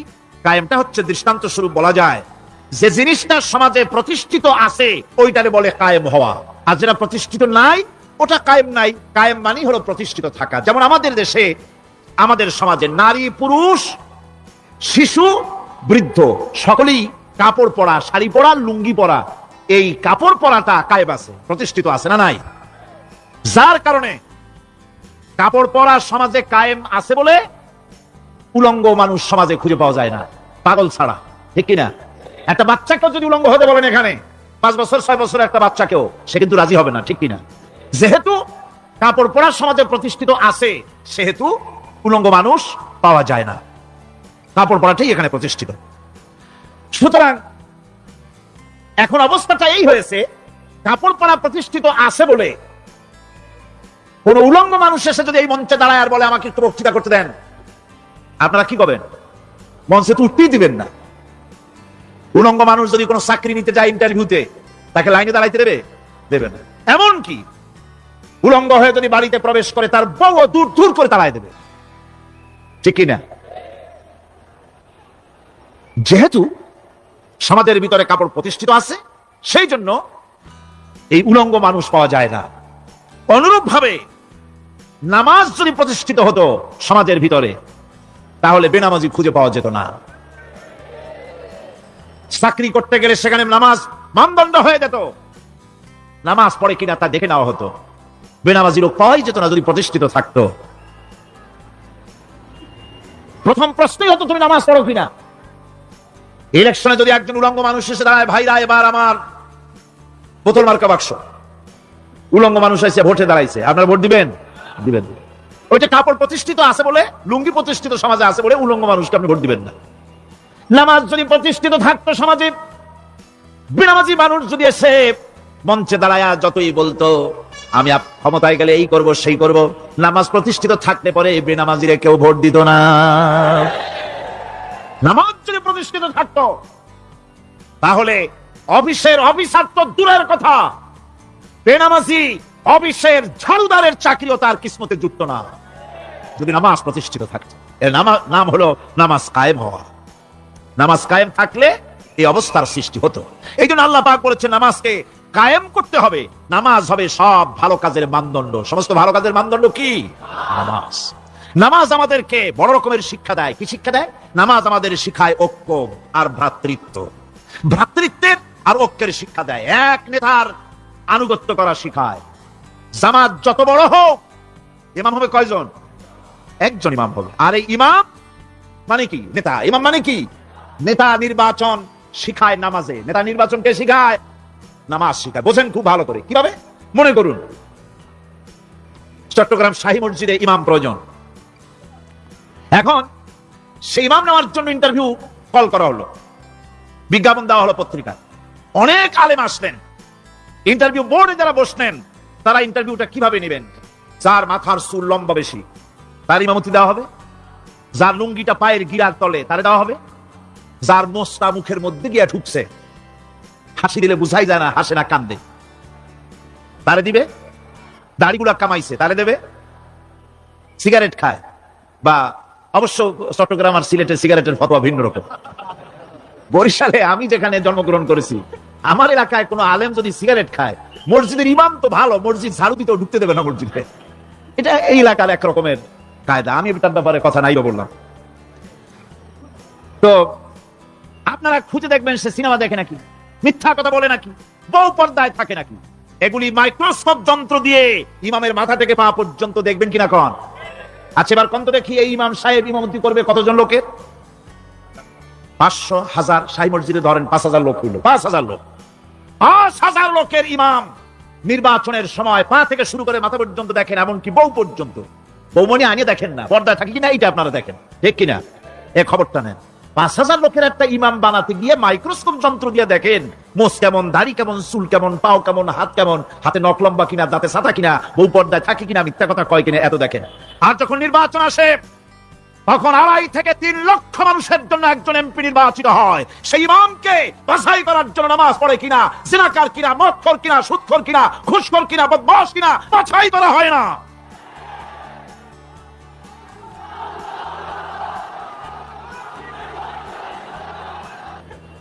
নামাজ আমাদেরকে এটা শিখায়। ইমামকে আপনি বানাইতে হবে, সুবহানাল্লাহ। নামাজ ঐক্য শিখায়, নামাজ ভ্রাতৃত্ব শিখায়, নামাজ পারস্পরিক মহব্বত শিখায়, নামাজ নেতা কেমন হওয়া উচিত, নেতা নির্বাচন শিখায়। আবার নেতা ভুল করলে তার ভুল বলা যাবে না, এরকম হতে পারবে না। নামাজের ভিতরে ইমাম যদি ভুল করলে আপনি লোকমা দিবেন, সুবহানাল্লাহ, আল্লাহু আকবার বলবেন। যদি তিনি সংশোধন না হলেন আবার দেন, তাতেও সংশোধন হলো আবার দেন।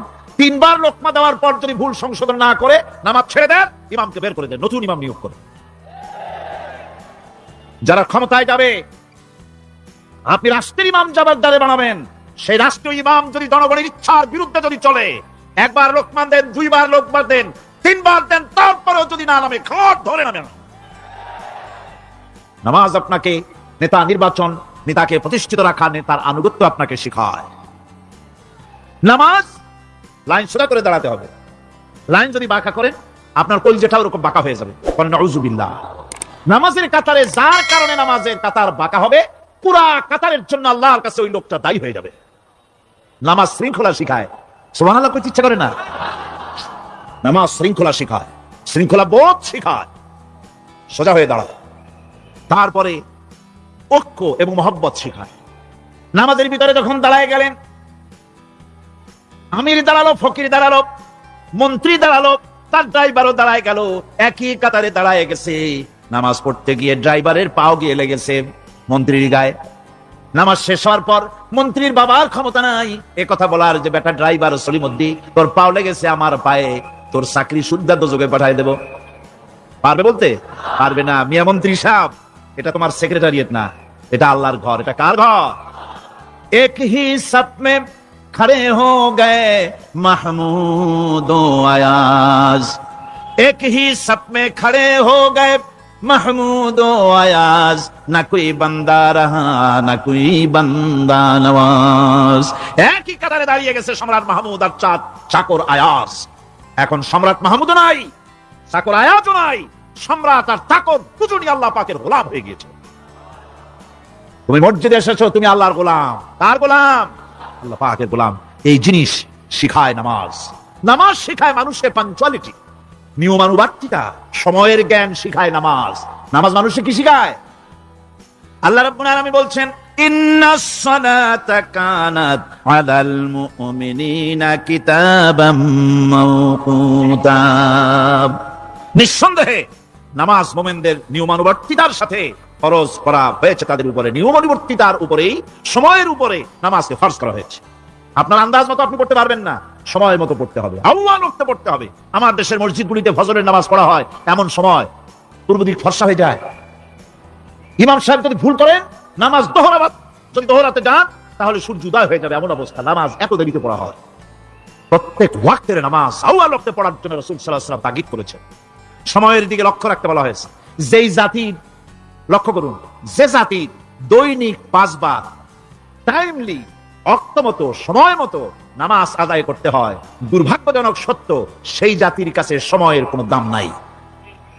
সময়ের দাম নাই। 9টার গাড়ি কয়টা আসবে? 9টার গাড়ি কয়টা আসবে? একদিন দেখা গেল সত্যি 9টার সময় এসে গেছে। যাত্রীরা বলছে মাশাআল্লাহ, অন্তত একটা দিন তো 9টার সময় আসলো। স্টেশন মাস্টার বলছে না, খুশি হওয়ার কারণ নাই, আজকের না, এটা গতকালকেরটা। আমার আমেরিকার সফরের সময়, যে বাড়িতে আমি আমেরিকায় থাকি, কুইন্স এলাকায়, নিউ ইয়র্ক সিটিতে, সে বাড়িওয়ালা চাকরি করে। সে আমাকে বলল 10টি বছর আমি একটা ট্রেনে যাতায়াত করি। সে বলছে রাত 4:45 ট্রেনটা আসে, ওই ট্রেনে চড়ে সে তার কর্মস্থলে যায়। বলল 10টা বছর আমি এখানে আছি, 10 বছরের ভিতরে এই ট্রেনটা 1 মিনিটের জন্য এদিক ওদিক করলো না, ঠিক 4:45 এসে হাজির হয়ে গেছে। ঝড় হোক, বৃষ্টি হোক, স্নো পড়ুক, বরফ পড়ুক, টাইমলি চলতেছে। দুনিয়ায় ভিন্ন জাতিরা যে উন্নতি করে, তার পেছনে সময়ের জ্ঞান তাদের অনেক বেশি আমাদের থেকে। কথা ঠিক কিনা? আমাদের সময় জ্ঞান নাই, সময়ের কোনো মূল্য আমরা দেই না। 2টার সময় মিটিং হবে, মন্ত্রী সাহেব আসেন 5টার সময়, ঠিক কিনা? বক্তৃতার জন্য সময় দেওয়া হয়েছে 20 মিনিট, নাহমাদু ওয়া নুসাল্লি আলা কইয়া সুর দিয়া 35 মিনিট গেছে নাহমাদু কইতে কইতে, সময় 20 মিনিট, তার মনেই নেই। এই যে সময়ের জ্ঞান নাই, এটা ব্যর্থ। নামাজ মানুষকে সময়ের জ্ঞান শিখায়, কোন আলহামদুলিল্লাহ। এই সময়ের জ্ঞান আমাদেরকে শিখতে হবে। এবার আমি আপনাদের সামনে বলতে চাই, আল্লাহর নবী জনাবে মুহাম্মদ রাসূলুল্লাহ সাল্লাল্লাহু আলাইহি ওয়াসাল্লাম নামাজের ব্যাপারে কি বলছেন। এতক্ষণ তো আল্লাহর কথা শোনালাম, কার কথা শোনাইছি? আমার আল্লাহর নবী বলেন, নবীকে প্রশ্ন করা হলো, ইয়া রাসূলুল্লাহ আইয়ু শাইইন আহাব্বু ইনদাল্লাহি ফিল ইসলাম, ইসলামের মধ্যে আল্লাহর কাছে কোন জিনিসটা বেশি প্রিয়? আল্লাহর কাছে ইসলামের কোন জিনিসটা বেশি প্রিয়? হুজুর বললেন, as-সালাতু লিওয়াক্তিহা, মান তারাকা সালাতান ফালা দীনা লাহু ওয়াস-সালাতু ইমাদুদ্দিন। আল্লাহর কাছে সবচেয়ে বেশি প্রিয় হচ্ছে নামাজ। সবচেয়ে প্রিয় কি? নামাজ। অক্তমত নামাজ আদায় করা আল্লাহ পাকের বেশি প্রিয়। আর এই নামাজ হচ্ছে দ্বীনের খুঁটি। এটা দ্বীনের কি খুঁটি? এই যে খুঁটিগুলো আছে, খুঁটিগুলো ফালাই দিলে তারপরে আপনার এই প্যান্ডেল থাকবে? থাকবে না। বিল্ডিং এর পিলার ভেঙে দেন, বিল্ডিং ঠিকবে? ঘরের খুঁটিগুলি উড়ায় ফেলেন, ঘর টিকবে? টিকবে না। দ্বীনের খুঁটি হচ্ছে নামাজ। লা দীনা লিমান লা সালাতা লাহু, যার কাছে দ্বীন নাই, যার কাছে নামাজ নাই, তার কাছে কি নাই? দ্বীন নাই, ঈমান নাই। আল্লাহর নবী বলেছেন, ওয়ান জাবির রাদিয়াল্লাহু তাআলা আনহু قال قال رسول الله صلى الله عليه وسلم بين العبد وبين الكفر ترك الصلاه। আল্লাহ পাকের নবী বলেন, আল্লাহর বান্দার মুমিন, আল্লাহর বান্দার কাফের, দুইজনের মধ্যে পার্থক্য হলো, যে ব্যক্তি নামাজ পড়ে সে আল্লাহর গোলাম, যে নামাজ পড়ে না সে কাফের হয়ে গেল। যে নামাজ পড়লো না সে কাফের হয়ে গেল। মান তারাকা সালাতান মুতাআম্মিদান ফাকাদ কাফারা, যে ব্যক্তি ইচ্ছে করে নামাজ ছেড়ে দিল সে কাফের হয়ে গেল। বলেন নাউযুবিল্লাহি মিন যালিক। এই জন্য নামাজ আদায় করা বাধ্যতামূলক প্রত্যেকটি মুসলমানের জন্য। রাসূল করিম সাল্লাল্লাহু আলাইহি সাল্লাম একটা দৃষ্টান্ত দিয়েছেন, কারো বাড়ির সামনে যদি একটা নাহার থাকে, একটা পুকুর থাকে, একটা খাল থাকে প্রবাহিত, এতে যদি ওই বাড়িওয়ালা দৈনিক 5 বার গোসল করে, তাহলে তার গায়ে কি কোনো ময়লা থাকে? হুজুর, সাহাবীরা বললেন না হুজুর, থাকে না। হুজুর বললেন এটাই হলো নামাজের দৃষ্টান্ত। 5 ওয়াক্ত নামাজ আদায় করবে, সেই গুনাহ থেকে আল্লাহ পাক তাকে পবিত্র করে দিবেন। সুবহানাল্লাহি ওয়া বিহামদিহি। আমার ভাইরা, নামাজ পড়লে পরে এক জুমা থেকে আর এক জুমা পর্যন্ত মানুষ যে সমস্ত গুনাহ করে, কবিরা গুনাহগুলি বাদে, শিরকার কবিরা গুনাহগুলি বাদে যত গুনাহ আছে তার কাফারা হয়ে যায়। নামাজ যে সঠিকভাবে আদায় করবে, এই নামাজটা একটা কঠিন কাজ। নামাজটা কি কাজ? কে বলতেছেন এই কথা? আল্লাহ পাক। ওয়া ইন্নাহা লাকাবীরাতুন ইল্লা আলাল খাশিঈন। নামাজ একটা ভারী জিনিস, একটা কঠিন জিনিস। কাদের জন্য কঠিন নয়? যারা নাকি আল্লাহ পাককে ভয় করে। আল্লাযীনা ইয়াযুন্নুনা আন্নাহুম মুলাকু রাব্বিহিম ওয়া আন্নাহুম ইলাইহি রাজিউন। যারা নাকি একথা মনের ভিতরে ধারণা করে যে আল্লাহ রাব্বুল আলামিনের দরবারে আমার হাজির হওয়া লাগবে, মোলাকাত করা লাগবে, এই চিন্তা যারা করে তাদের জন্য নামাজ মোটেই কষ্টকর নয়, নামাজ মোটেই তাদের জন্য অসহনীয় নয়, বোঝা নয়, ভার নয়। তারা নামাজ আদায় ঠিকই করবে। এই জন্য বিবি বাল বাচ্চা সকলকে নামাজের জন্য তাগিদ করতে হবে। যত ভাই এখানে এসেছেন নিজেরা পড়বেন, বিবি বাল বাচ্চাকে তাকিদ করবেন। আল্লাহ পাক বলছেন ওয়ানজির আশীরাতাকাল আকরাবিন, তোমার নিকটবর্তী যারা আছে তাদেরকে তুমি আল্লাহর ভয় দেখাও। নামাজের জন্য তাদেরকে বলো, আল্লাহর ভয় তাদের অন্তঃকরণের মধ্যে সৃষ্টি করে দাও। আর এই নামাজ পড়তে হবে জামাতের সাথে। নামাজ পড়তে হবে কিসের সাথে? জামাতের সাথে। রাসূল করিম সাল্লাল্লাহু আলাইহি ওয়াসাল্লাম বলছেন, হুজুরের কাছে, আল্লাহর নবীর কাছে হযরত আবু হুরায়রা রাদিয়াল্লাহু তাআলা আনহু হাদিসটি বর্ণনা করেছেন। হুজুরের কাছে একজন অন্ধ লোক এলো। সেই অন্ধ লোক এসে বললেন, হুজুর আমি তো চোখে দেখি না, জামাতের যে গুরুত্বের কথা আপনি বললেন, আমাকে কি রুখসত দেওয়া যায় নাকি? আমি অনেক সময় সাথী সঙ্গী পাই না, আমাকে কি রুখসত দেওয়া যায় নাকি? হুজুর বললেন, হ্যাঁ তোমাকে রুখসত দেওয়া গেল। অন্ধ যখন হেরে যাচ্ছিলেন, নবীজি তাকে আবার ডাকলেন, ডেকে জিজ্ঞেস করলেন, অন্ধ, নামাজের মসজিদের আজান কি তোমার কানে যায়? বলে হ্যাঁ আমি আজান শুনি। হুজুর বললেন, আজানের জবাব দিবা, মসজিদে এসে জামাতে নামাজ পড়বা। একজন অন্ধকে রুখসত দেওয়া হয় নাই। মসজিদে আজান শোনার পর ঘরে বসে যদি নামাজ আদায় করেন, নামাজের হক আদায় হবে না। হুজুর সাল্লাল্লাহু আলাইহি ওয়াসাল্লাম বলেছেন, মসজিদে আজান হওয়ার পর যে ব্যক্তি ঘরে বসে নামাজ পড়ে, আমার ইচ্ছা হয় ঘরটা আগুন দিয়ে জ্বালাই দেই। কে বলতেছেন? রাহমাতুল লিল আলামিন বলতেছেন। রাহমাতুল লিল আলামিন বলতেছেন, ঘরের মধ্যে যদি মেয়ে লোক আর বাচ্চারা যদি না থাকতো, তাহলে আমার ইচ্ছা হয় আমি বলি আগুন দিয়ে ঘরটারে জ্বালায় দাও। এই ঘরের মহব্বতেই তো সে বাইর হয় না। নামাজের এত বড় গুরুত্ব দেওয়া হয়েছে। আমার বন্ধুগণ, এই নামাজের জামাতি আল্লাহর নবী জীবনের শেষ নামাজ জামাতে আদায় করেছেন। জীবনের শেষ নামাজটাও জামাতে আদায় করলেন।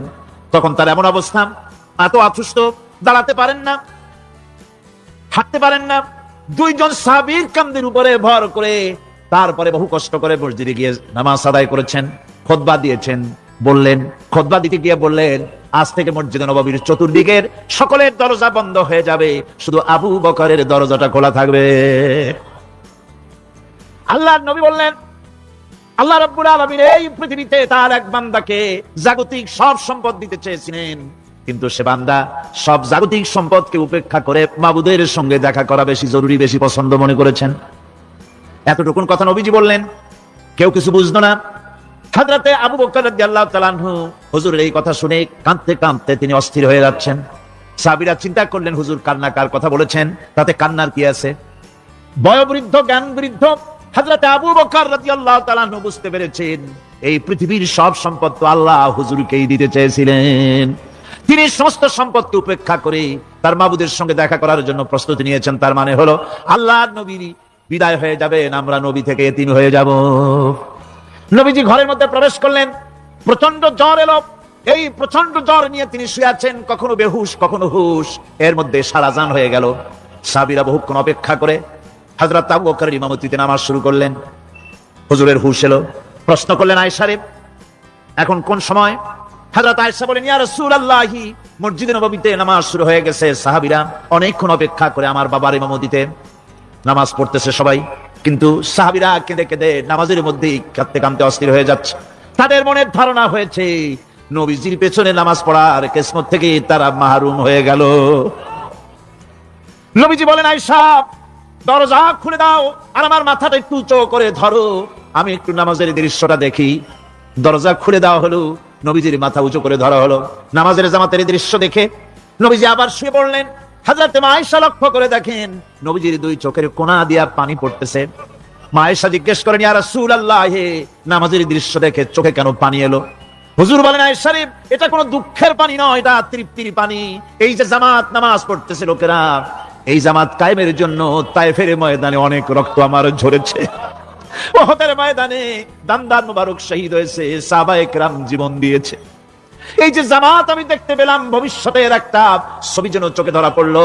আমার মনে হলো কিয়ামত পর্যন্ত এই পৃথিবীতে আমার যত উম্মত আসবে তারা এইভাবে করে জামাতে নামাজ আদায় করবে। নবীজি মাথার কাছে মালাকুল মউত যখন এসে গেছেন, আমার ভাইরা, এই পৃথিবীতে যত নবীরা এসেছিলেন মৃত্যুর সময় সমস্ত নবীরা শেষ কথা যেটা বলেছেন, হাদিস, সমস্ত নবীরা উম্মতের জন্য মৃত্যুর মুহূর্তে শেষ কথা যেটা বলেছেন সেটা হলো আসসালাত, আসসালাত, নামাজ, নামাজ। আমার নবী যখন বিদায় হয়ে যান, বিদায় মুহূর্তে মেয়ের কথা বললেন না, কলিজার টুকরা নাতির কথা বললেন না, জামাইয়ের কথা বললেন না, স্ত্রীর কথা বললেন না, মৃত্যুর সময় শেষ কথা বললেন আসসালাত, আসসালাত ওয়া মা মালাকাত আইমানুকুম, নামাজ, নামাজ, আমার উম্মতেরা নামাজ, আমার উম্মতেরা নামাজ ছেড়ে দিও না, নামাজ। যেই নবী উম্মতের জন্য এত কাঁদলেন, নামাজের জন্য এত কথা বলে গেলেন, আল্লাহ রাব্বুল আলামিন নামাজের জন্য এত নির্দেশ করলেন, নবীজি ইন্তেকালের সময় নামাজের কথা বলে দিলেন, সেই মুসলমান আজ নামাজ আদায় করে না, নামাজ পড়ে তো নামাজ শুদ্ধ হয় না। হযরতে হুযায়ফা রাদিয়াল্লাহু তাআলা আনহু তিনি একবার ইয়েমেন সফর করেছিলেন, এক মসজিদে নামাজ পড়লেন, একজনকে তিনি নামাজ পড়তে দেখলেন, নামাজ পড়তে দেখে তিনি অপেক্ষা করলেন, লোকটার নামাজ হয়ে যাওয়ার পর তিনি প্রশ্ন করলেন, আল্লাহর বান্দা, তুমি কতদিন এরকমের নামাজ পড়তেছো? তিনি বললেন, প্রায় 40 বছর তো হবে আমি এরকম নামাজ পড়তেছি। হযরতে হুযায়ফা বলেন, তুমি কি আমারে চেনো? কয় না, চিনি না। হযরত হুযায়ফা বললেন, আল্লাহর বান্দা শোনো, আমি হচ্ছি আল্লাহর নবী মুহাম্মদ রাসূলুল্লাহ সাল্লাল্লাহু আলাইহি ওয়াসাল্লামের সাহাবী হুযায়ফা। ও আল্লাহর বান্দা, তুমি যেভাবে নামাজ পড়েছো এইরকম যদি 40 বছর নামাজ পড়ে থাকো, আল্লাহর কসম করে বলি, নবীজি যে নামাজ শিখাইছেন তোমার সে নামাজ হয় নাই, রাসূলুল্লাহ নামাজ হয় নাই। নামাজ পড়লেই হবে না, রাসূলুল্লাহ বলেছেন, সাল্লু কামা রাআইতুমুনি উসাল্লি, নামাজ পড়ো সেইভাবে যেভাবে আমারে পড়তে দেখো। বিশ্বাস করুন ভাইরা, নামাজ যদি না হয়, হরতাল করিয়া, মিছিল করিয়া, বিক্ষোভ করিয়া, যে কোনো আন্দোলন করে ইসলামকে বিজয়ী করা যাবে না যতক্ষণ পর্যন্ত নামাজ সহি না হবে। নামাজ হচ্ছে ফাউন্ডেশন, নামাজ নাই কিচ্ছু নাই। ঠিকঠাক করে দুইটা সেজদা দিয়ে উঠে যাবেন, আপনার ইসলামী আন্দোলনের 4 পয়সার দাম নাই। নামাজ আগে, জিহাদের ময়দানেও নামাজ, যেখানে আছেন ওখানেই নামাজ পড়তে হবে, আটা পড়তে হবে আদবের সাথে, মুহাব্বতের সাথে।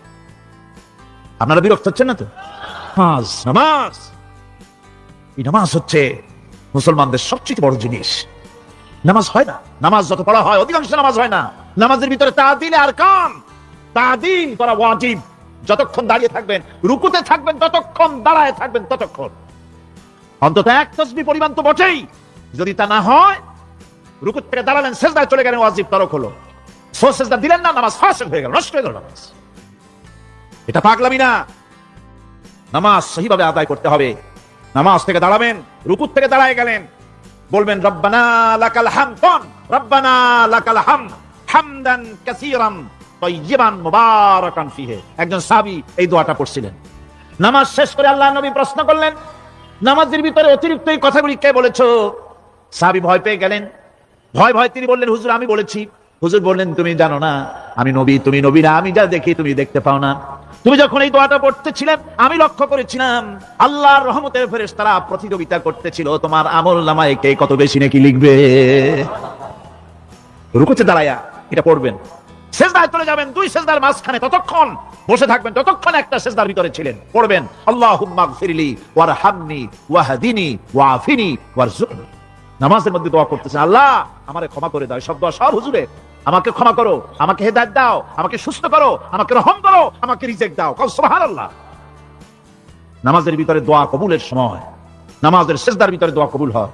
এইভাবে করে রাসূল করিম সাল্লাল্লাহু আলাইহি ওয়াসাল্লামের নামাজটা কেমন হাক্কানি উলামাদের কাছ থেকে জেনে নেবেন।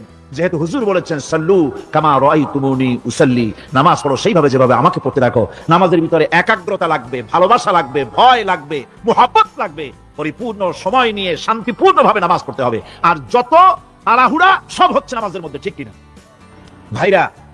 রাসূল করিম সাল্লাল্লাহু আলাইহি ওয়াসাল্লামের যে নামাজ, হুজুর যেভাবে নামাজ পড়েছেন হাদিসে যা পাওয়া যায়, হাদিসে বুখারীতে সব আছে, দেখে নেবেন, সেইভাবে নামাজটা আদায় করে নেবেন। কিয়ামতের দিন আল্লাহ রাব্বুল আলামিন সর্বপ্রথম বান্দাকে প্রশ্ন করবেন কি? বুখারী শরীফে এসেছে, আন আবি হুরায়রা রাদিয়াল্লাহু তাআলা قال سمعت رسول الله صلى الله عليه وسلم يقول انما يحاسب به العبد يوم القيامه من عمله صلاته। বুখারী শরীফের হাদিস, আল্লাহ রাব্বুল আলামিনের নবী বলেন, হযরত আবু হুরায়রা হাদিস খানা বর্ণনা করেছেন, তিনি বলেন যে আমি রাসূলের মুখে শুনেছি কিয়ামতের দিন আল্লাহ রাব্বুল আলামিন সর্বপ্রথম তার বান্দার কাছে প্রশ্ন করবেন, বান্দা নামাজ আদায় করেছিলি কিনা? নামাজ সর্বপ্রথম প্রশ্ন। যেরকম সর্বপ্রথম প্রশ্ন কি? নামাজ। এই নামাজ আপনার বাচ্চাদেরকে যখন 7 বছর বয়স হবে নামাজের হুকুম করবেন, 10 বছরে নামাজ না পড়লে প্রহার করতে বলা হয়েছে। নামাজের জন্য কড়াকড়ি করতে হবে। পুরুষ নারী মেয়েদের মাসের ভিতরে কখনো কখনো তাদের যে সমস্ত মাসলা মাসাইল আছে সেই অনুযায়ী কখনো তাদের ক্ষমা আছে, বাকি তাদের নামাজ পড়তে হবে। আর পুরুষের জন্য পাগল হয়ে যাওয়া, বেহুশ হয়ে যাওয়া ছাড়া নামাজ মাপ নাই, নামাজ পড়তেই হবে। এই যে নামাজ না হলে ঈমান থাকবে না, ঈমান নষ্ট হবে, কিয়ামতে জাহান্নামে যাওয়া লাগবে। এসব কথা শোনার পর আজকের তাফসীরুল কোরআন মাহফিলে আমরা কি ওয়াদা করতে পারি যে আমরা মালাকুল মউত যতক্ষণ পর্যন্ত আমাদের মাথার কাছে না আসবে নামাজ ছেড়ে দেব না? এই ওয়াদা কি করতে পারি? 2 হাত উঁচু করুন, বলেন ইয়া আল্লাহ, আমি তোমার নামে শপথ করছি, যতদিন মালাকুল মউত আমার মাথার কাছে না আসতেছে ততদিন পর্যন্ত ফরজ নামাজ, ফরজ রোজা ছেড়ে দেব না। ইয়া আল্লাহ, মৃত্যু পর্যন্ত আমার এই ওয়াদা পালনের তৌফিক আমাকে দান করো, আমিন। আল্লাহ পাক আমাদের এই ওয়াদা মঞ্জুর করুন, জোরে কোন আমিন। আলোচনার শেষ পর্যায়ে এখন আমরা মুনাজাতের দিকে যাব। দাঁড়ানো ভাইয়েরা সবাই বসেন, মুনাজাতের শরীক হন। আল্লাহ রাব্বুল আলামিন নামাজের জন্য আমাদেরকে দোয়া শিখাই দিয়েছেন, কোন সুবহানাল্লাহ। কে শিখাইছেন দোয়া? আল্লাহ পাক দোয়া শিখালেন, রব্বি জাআলনি মুকিমাস সালাতি ওয়া মিন যুররিয়াতি রব্বানা ওয়া তাকাব্বাল দুআ। আয় আল্লাহ, আমারে আমার বিবি বাল বাচ্চারে নামাজের উপরে প্রতিষ্ঠিত করো। আল্লাহ, তুমি দয়া করে দোয়া কবুল করো, জোরে কোন আমিন। এ দোয়া আপনারাও করবেন, আমিন, আল্লাহুম্মা আমিন। রব্বানা যালামনা আনফুসানা ওয়া ইন লাম তাগফির লানা ওয়া তারহামনা লানাকুনান্না মিনাল খাসিরিন। রব্বানা লা তুযিগ কুলুবানা বা'দা ইয হাদাইতানা ওয়া হাব লানা মিন লাদুনকা রাহমাতান ইন্নাকা আনতাল ওয়াহ্হাব। سبحان ربك رب العزة عما يصفون وسلام على المرسلين الحمد لله رب العالمين وجعل آخر كلمة عند الموت لا إله إلا الله محمد। কোন এতিম যেন বলতে না পারে নবীজি আমার ব্যাপারে কি বলবেন, আমি তো এতিম মানুষ, আর তিনি আমার ব্যাপারে কিভাবে আমার দরদ বুঝবেন।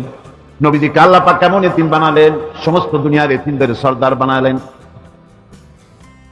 মায়ের পেটে যখন তিনি ছিলেন 6 মাসের সময় মায়ের পেটে থাকাকালীন বাপের এতিম হয়ে গেলেন। যখন প্রসব বেদনা শুরু হয়েছে মায়ের, দুনিয়ায় যখন তিনি আসবেন, হযরতে আমেনা ঘরের ভিতরে বসে তার অবস্থাটা কি?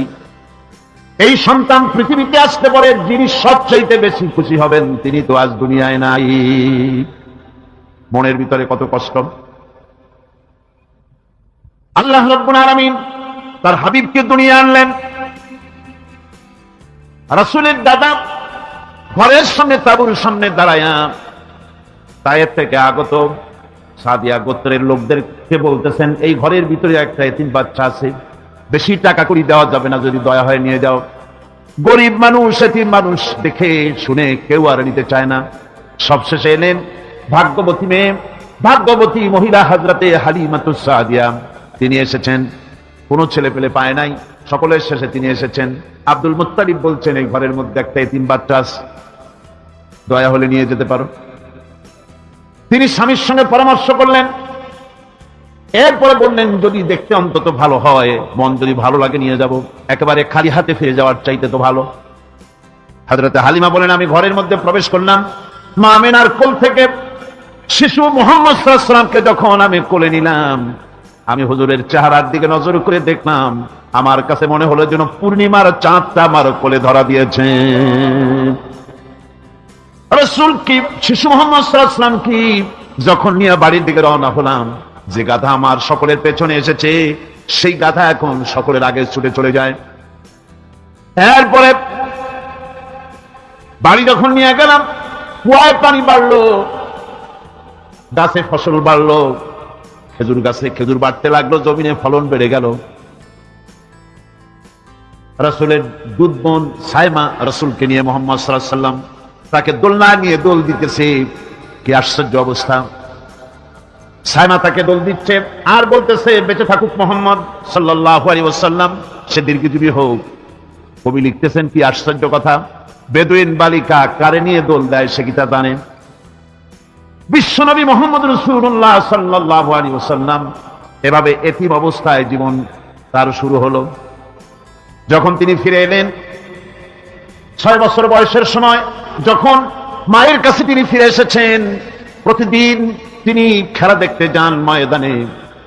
ইতিহাসের মধ্যে লেখা হয়েছে মা প্রতিদিন সন্ধ্যার সময় তাকে ফিরে পান। আজকে সন্ধ্যা হয়ে গেছে, শিশু মুহাম্মদ সাল্লাল্লাহু আলাইহি ওয়াসাল্লাম বাড়ি ফেরেন না। কারণ কি, কেন বাড়ি ফেরে না? সন্ধ্যার দিকে তিনি চলে গিয়েছেন পাহাড়িয়া ময়দানে, যে দেখেন ধুধু করতেছে, চতুর্দিকে সন্ধ্যা হয়ে গেছে, অন্ধকার হয়ে গেছে, কোনো ছেলে পেলে নাই, কেউ নাই। পাহাড়ের পাদদেশে বসে শিশু মুহাম্মদ সাল্লাল্লাহু আলাইহি ওয়াসাল্লাম কাঁদতেছেন। মা প্রশ্ন করলেন, বাবারে সন্ধ্যা উত্তীর্ণ হয়ে গেল, কেন একা একা বসে বসে কাঁদো? তিনি বলছেন, মা জি, আজ কদিন খেলা দেখতে আসলাম ময়দানে, প্রতিদিন দেখি যখন সন্ধ্যা হয়ে যায় মুরব্বী শ্রেণীর কিছু লোক আসে, ছেলেকে নাম ধরে ডাক দেয়, ছেলেরা দৌড়ে তার বাবার কাছে চলে যায়, আর বাবা ছেলেকে কোলে নিয়ে মুখে চুমা দিয়া বাড়ির দিকে নিয়ে যায়। আমি আজ কদিন পর্যন্ত এই ময়দানে এলাম, কোনদিন সন্ধ্যা বেলায় তো কেউ এসে আমাকে মুহাম্মদ বলে একটা ডাক দিল না। আমার আব্বা কি নাই? আল্লাহ রাব্বুল আলামিন বলেন, আলাম ইয়াজিদকা ইয়াতীমান ফাআওয়া। এরকম এতিম অবস্থায় পেয়ে আমি কি আপনাকে আশ্রয় দেই নাই? আপনাকে আমি পেয়েছি এতিম অবস্থায়, এরপরে আমি আপনারে আশ্রয় দিলাম। ওয়া ওয়াজাদাকা দাল্লান ফাহাদা।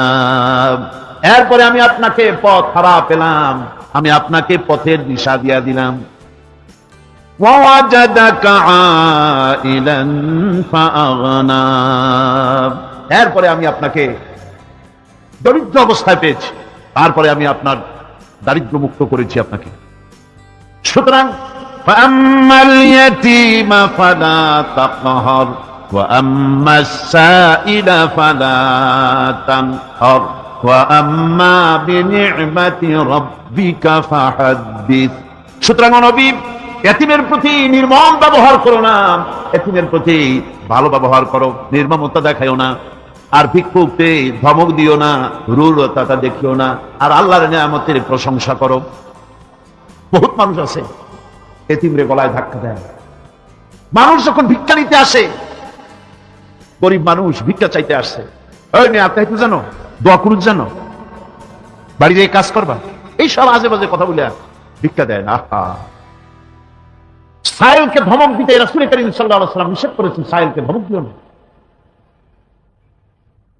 গাড়িতে বসে যাচ্ছেন সাহেব, ট্রাফিক মোড়ে যখন সিগন্যাল জ্বললো, গাড়িগুলি দাঁড়ায় গেল, ফকির এসেছে, হাত নাই পাও নাই, বুড়া মানুষ, একটা পয়সা বার করে না।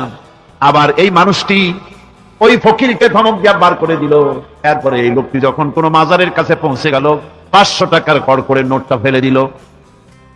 বলেন টাকা দরকার কার? মরা মানুষের না জিন্দা মানুষের? কার দরকার? যার টাকা দরকার ছিল তারে দেওয়া হলো না, যার দরকার নাই তারে দেওয়া হলো। এরপরে লোকটা না খেয়ে যখন মারা গেল, পথের ফকির, রাস্তার ফকির, না খেয়ে মারা গেছে। এরপরে তার কাফনের কাপড় নাই, লোকটাকে রাস্তার উপরে শোয়া একটা ছেঁড়া কাপড় দিয়ে ঢেকে রেখেছে। বড় লোকেরা সাহেবেরা তখন গাড়ি দাঁড় করে আর 5টা টাকা 2টা টাকা করে তার লাশের উপরে মারতেছে।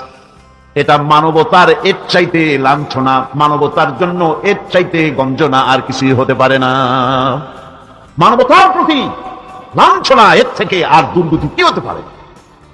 বেঁচে থাকার সময় 1টা টাকা আপনি দিলেন না, মরে যাওয়ার পর বিদায় হয়েছে বালাই, এখন দেওয়া শুরু করেছে। আমার বন্ধুগণ, এই জন্য এতিমের প্রতি দরদ করার জন্য আল্লাহ পাক কোরআনের ভিতরে পরিষ্কার বলেছেন। রাসূল করিম সাল্লাল্লাহু আলাইহি ওয়াসাল্লাম নিজে এতিম ছিলেন, আর এতিমের প্রতি তার এত দরদ ছিল, একবার তিনি ঈদের দিকে নামাজ পড়ার জন্য যাচ্ছেন। প্রতিমধ্যে দেখেন একটা বাচ্চা ছেলে কাঁদতেছে। এই রাস্তায় কত মানুষ গেল, কেউ দাঁড়ালো না থমকে, বাচ্চার ক্রন্দন কাউকে থামাইতে পারলো না। কিন্তু বিশ্বনবী, দয়ার নবী রাহমাতুল লিল আলামিন বাচ্চার কান্না দেখে পাও বাড়াতে পারলেন না। নবীজি দাঁড়ায় গেলেন, জিজ্ঞেস করেন, ও বাচ্চা, ঈদের দিনে কাঁদো কেন? ঈদের দিনে তো কাঁদতে নাই। বাচ্চা বলে, তোমার কাছে বলবো না, আমি সেই সকালবেলা থেকে বসে আছি, আমি যদি মক্কার আব্দুল্লাহর পুত্র মুহাম্মদ রাসূলুল্লাহ সাল্লাল্লাহু আলাইহি সাল্লামকে পাই, মনের দুঃখ তার কাছে বলবো। বিশ্বনবী জমিনের উপরে বসে বললেন, বাচ্চারে কোলের উপরে উঠায় বলেন, বাচ্চা বলো কি তোমার দুঃখ? তুমি যার জন্য বসেছো আমি তো সেই এতিম নবী, কি বলতে চাও? বাচ্চা বলতেছেন, ইয়া রাসূলুল্লাহ, আমার বাবা মারা গেছে। সেই ছোট্টবেলায় একেবারেই তখন মায়ের পেট থেকে আমি আসার পর বাপ মরে গেল। আমার মা আর একজনের সঙ্গে বিয়ে বসেছে। সেই পুরুষটি আমারে দেখতে পারে না। আমার মা যদি আমারে কোলে করে এসে সহ্য করতে পারে না, আমারে চুমা খাইলে সহ্য করতে পারে না, আমারে খাবার দিলে মা মার খায়।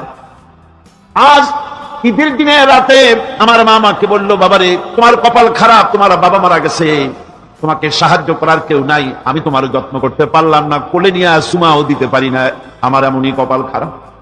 সুতরাং এতিমের দরদ এতিম ছাড়া আর কেউ বুঝবে না। তুমি আজ চলে যাও, ওই রাস্তায়, ঈদের রাস্তায় দাঁড়ায় থাকো, মাঠের রাস্তার পাশে, বিশ্বনবীর কাছে তোমার দুঃখ বলো, এতিমের দুঃখ তিনি বুঝবেন। আমি মায়ের কথা মতো এই জায়গায় এতক্ষণ বসে আছি, হুজুর আপনি দয়া করে, আমার কথা তো আপনার কাছে বললাম, আমার মনের এই দুঃখ।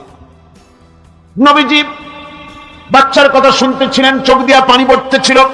বাচ্চাকে বুকের সঙ্গে জড়িয়ে ধরে নবীজি বলেন, ও এতিম, মুহাম্মদ সাল্লাল্লাহু আলাইহি ওয়াসাল্লাম যদি তোমার পিতা হন আর হযরতে আয়েশা যদি তোমার মা হয়ে যায়, বলো তোমার মনের দুঃখ মেটে নাকি? ছেলে দুঃখে কেঁদে উঠলো আর বলল, ইয়া রাসূলুল্লাহ, আপনি যদি আমার পিতা হন আর আয়েশা যদি আমার মা হয়ে যায়, এর থেকে বড় সৌভাগ্যের আমার তো আর কিছুই নাই। নবীজি এতিমকে বাড়ি নিয়ে গিয়ে হযরতে আয়েশার হাতে তুলে দিয়ে বললেন, আয়েশা রে, পবিত্র ঈদের দিনে আল্লাহ রাব্বুল আলামিন তোমার জন্য একটা উপহার পাঠিয়েছেন, এটা যত্ন করো। এতিমের প্রতি দরদ রাখার জন্য আল্লাহ রাব্বুল আলামিন বলেছেন, এতিম, মিসকিন, বিধবা, অসহায় লোক, তাদের প্রতি যাতে করে মুসলিম সমাজ লক্ষ্য রাখে, সেজন্য আল্লাহ পাক নির্দেশ করেছেন। বুখারী এবং মুসলিম শরীফের হাদিসে এসেছে, আস-সাই আলাল আরমালাত ওয়াল মিসকিন কাস-সাই ফি সাবিলিল্লাহ। বিধবাদের জন্য, মিসকিনের জন্য কেউ যদি কোনো উদ্যোগ গ্রহণ করে, কেউ কোনো সাহায্য দেয়, জিহাদের ময়দানে জিহাদ করে আল্লাহর রাস্তায় যে সওয়াব পাওয়া যায়, যে মর্যাদা পাওয়া যায় আল্লাহর কাছে, এতিম, মিসকিন, বিধবাকে সাহায্য করলে সেই সওয়াব আল্লাহ রাব্বুল আলামিন আমলনামায় দিয়ে দেন।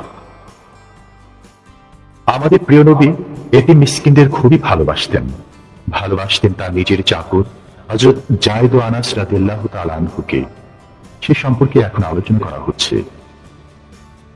তার চরিত্রই প্রমাণ করে নবীদেরকে বায়নাত দেওয়া হয়েছে, এমন চরিত্র আচার আচরণ দেওয়া হয়েছে যাতে করে লোকেরা অভিভূত হয়ে যায়, আকৃষ্ট হয়ে যায়। হযরতে যায়েদ তিনি তো কৃতদাস ছিলেন, হারায় গেলেন বাতমা থেকে, আর এরপরে কুদরতকারে মুহাম্মদ সাল্লাল্লাহু আলাইহি ওয়াসাল্লামের ঘরে উঠায় দিল।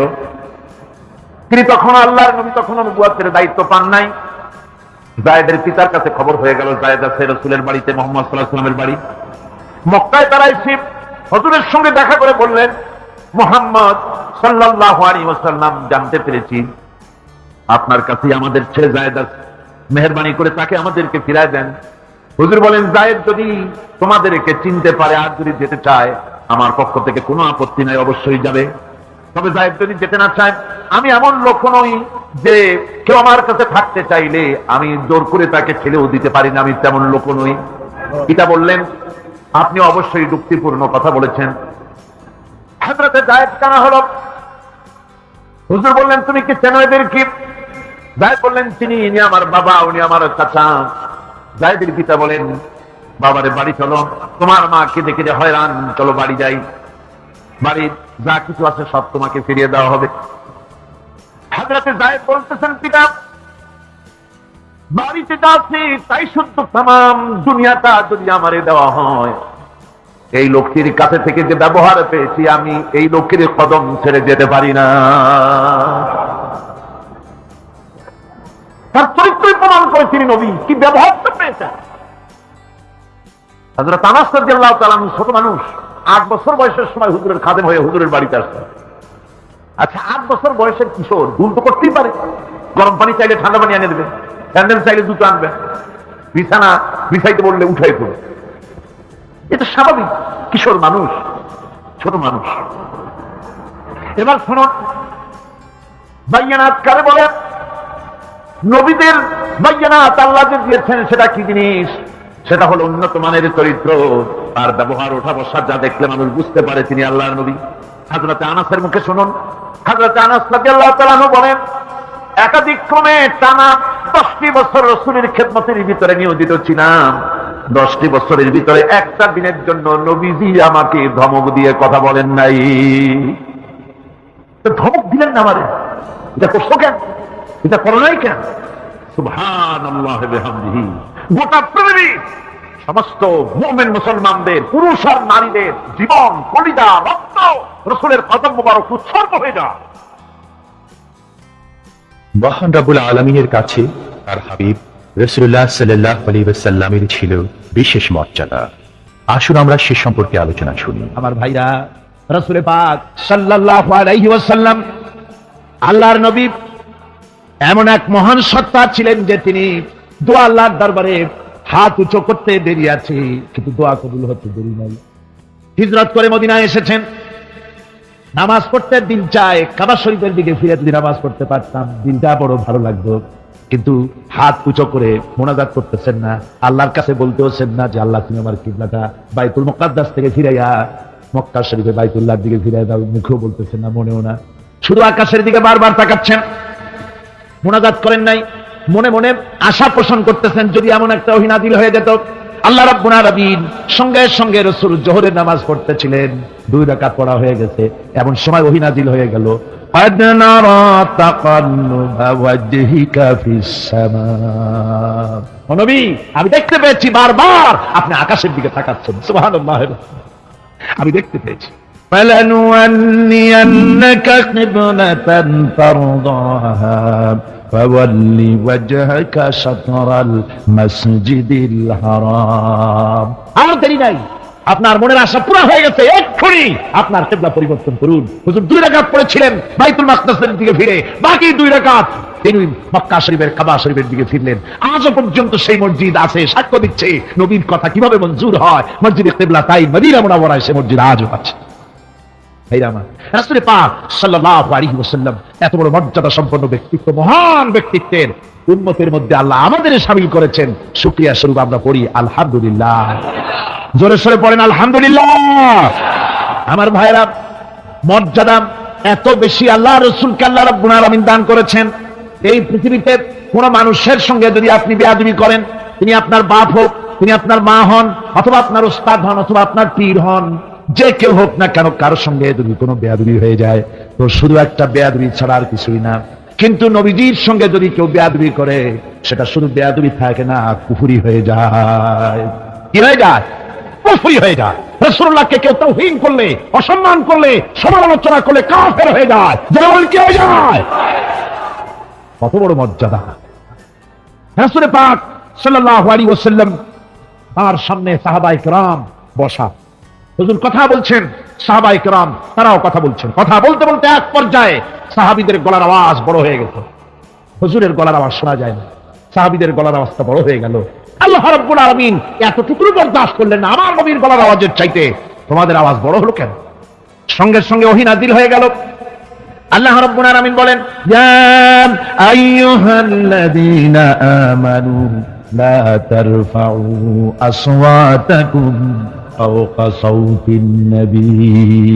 ও বিশ্বাসীরা, খবরদার, তোমরা যারা ঈমান এনেছো শোনো, তোমাদের গলার আওয়াজ যেন আমার নবীর গলার আওয়াজের চাইতে বড় না হয়ে যায়।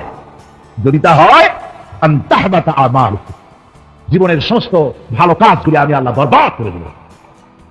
আজ পর্যন্ত এই আয়াতে কারিমা রাসূল পাক সাল্লাল্লাহু আলাইহি ওয়াসাল্লামের রওজায়ে আতহারের সামনে সবুজ সাইনবোর্ডের উপরে সোনার অক্ষর দিয়ে এই আয়াতে কারিমা লেখা রয়েছে। সুবহানাল্লাহ।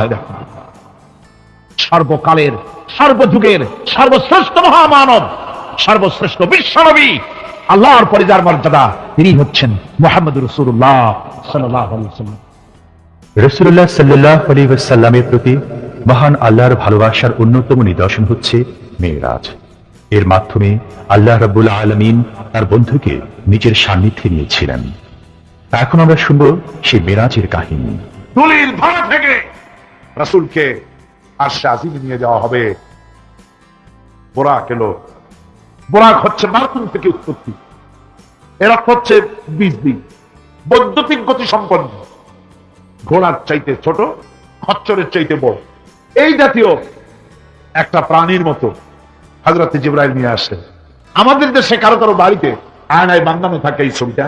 ঘোড়া আছে, দুইটা ডানা আছে, মাথাটা মেয়ে লোকের মতো, চুলগুলো ঝুলে পড়ছে, নিচে লেখা আছে হাজা বুরাকুন নবী সাল্লাল্লাহু আলাইহি ওয়াসাল্লাম। আন্দাজে কোথায় পাইছে আল্লাহ? মিথ্যে কথা, বাজে কথা। আল্লাহ এরকম একটা মেয়ে লোক মার্কা ঘোড়া পাঠাইছিল হুজুরকে নেওয়ার জন্য, এটা কথা হইল? রাসূলকে মক্কা থেকে, উম্মে বাবে উম্মে হানি থেকে হুজুরকে বের করে নিয়ে যাওয়া হলো বাইতুল মাকদাসে। সমস্ত পয়গম্বর, দুনিয়া আল্লাহ যাদের পাঠিয়েছিলেন, সমস্ত রূহ উপস্থিত ছিল সেখানে।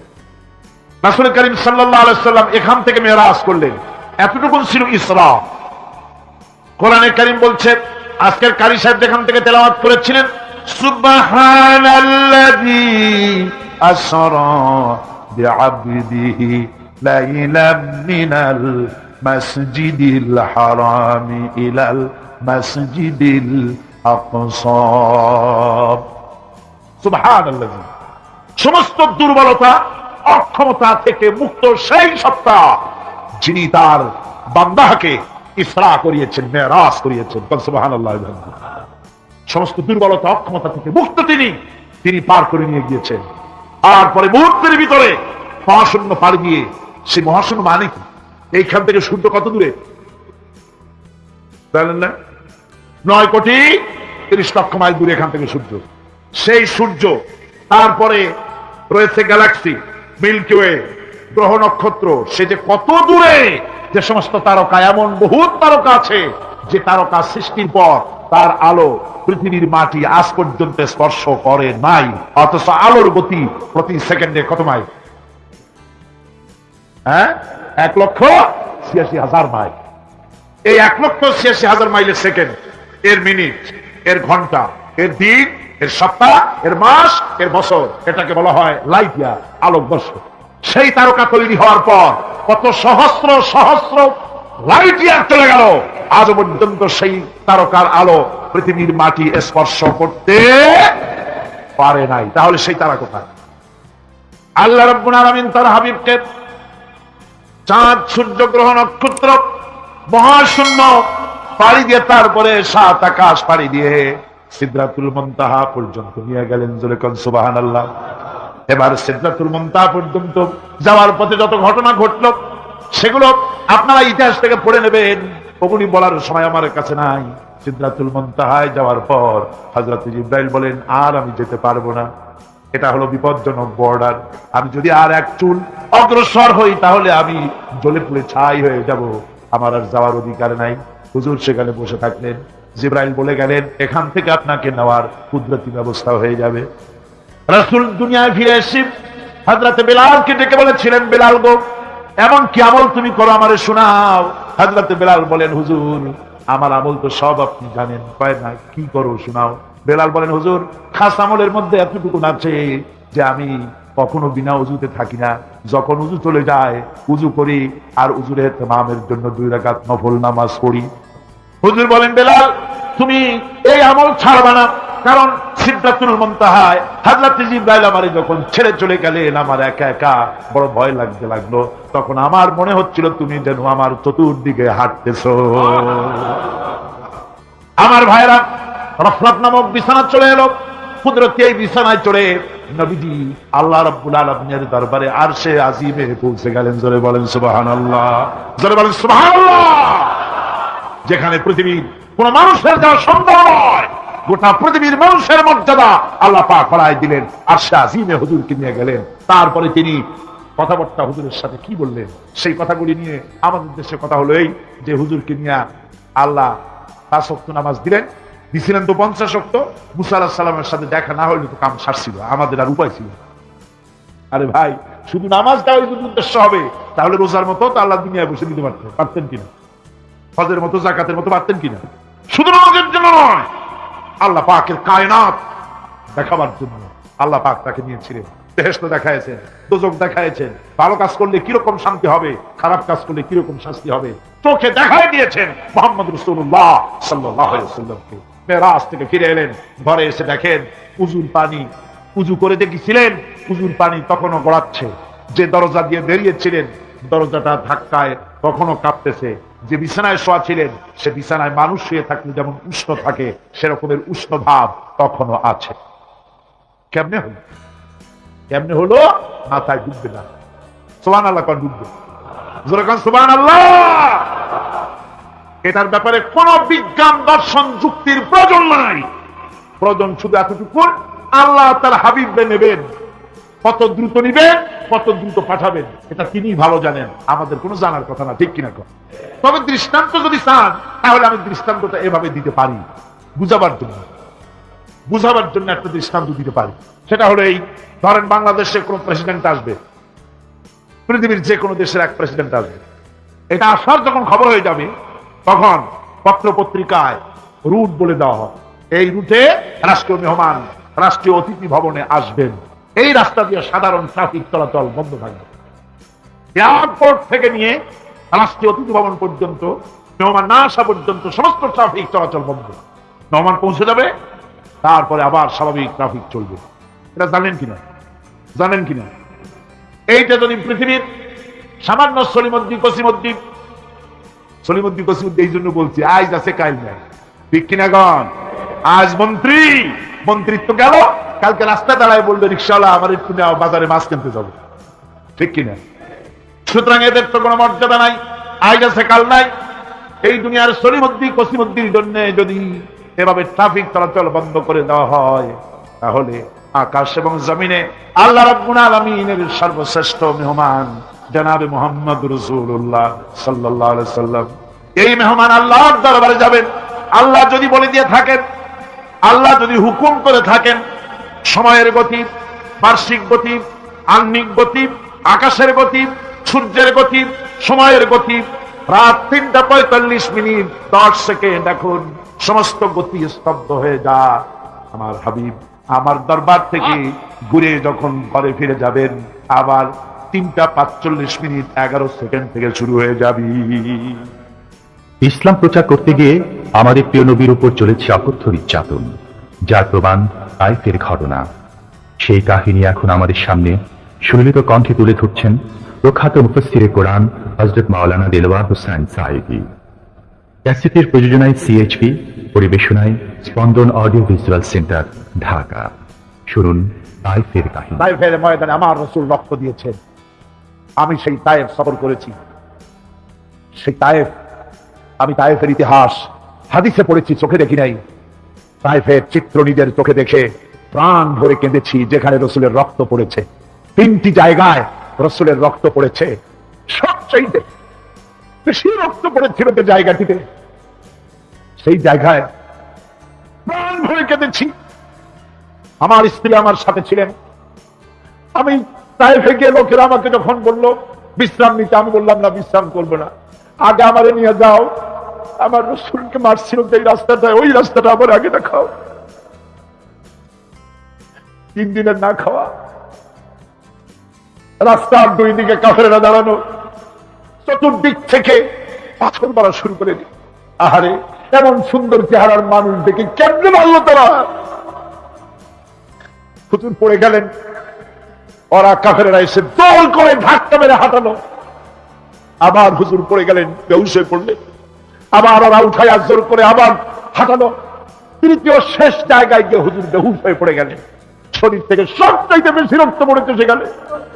আমি লম্বা সেজদা পড়ে এত কান্না কাঁদছি, আরে আমার নবীজির রক্ত পড়েছে এই বাড়িতে। ফেরেশতারা এসে বলছেন, হে রাসূল, আপনার এই অবস্থা থেকে আকাশের ফেরেশতারা কালতে কালতে অস্থির হয়ে গিয়েছে, আপনি আমাদের অনুমতি দেন, এই পাহাড় চাপা দিয়া কাফের গোষ্ঠী সাফ করে দেই।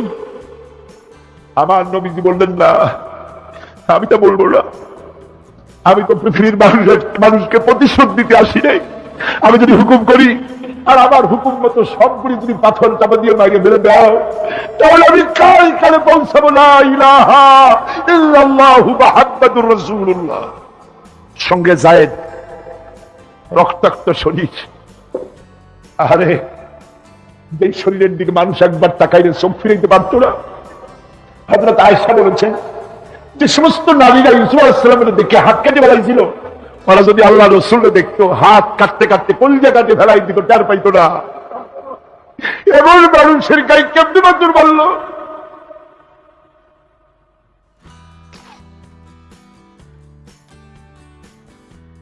রাসূল কারীম সাল্লাল্লাহু আলাইহি ওয়াসাল্লাম বসে আছেন, শরীর থেকে রক্ত ঝরছে।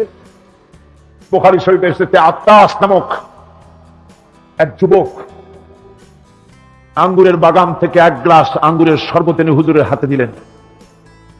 কষ্টের পর 3 দিনের না খাওয়া ক্ষুধার্ত নবী এক গ্লাস আঙ্গুরের শরবত সবটুকুন পান করে একটা স্বস্তির নিঃশ্বাস ফেললেন।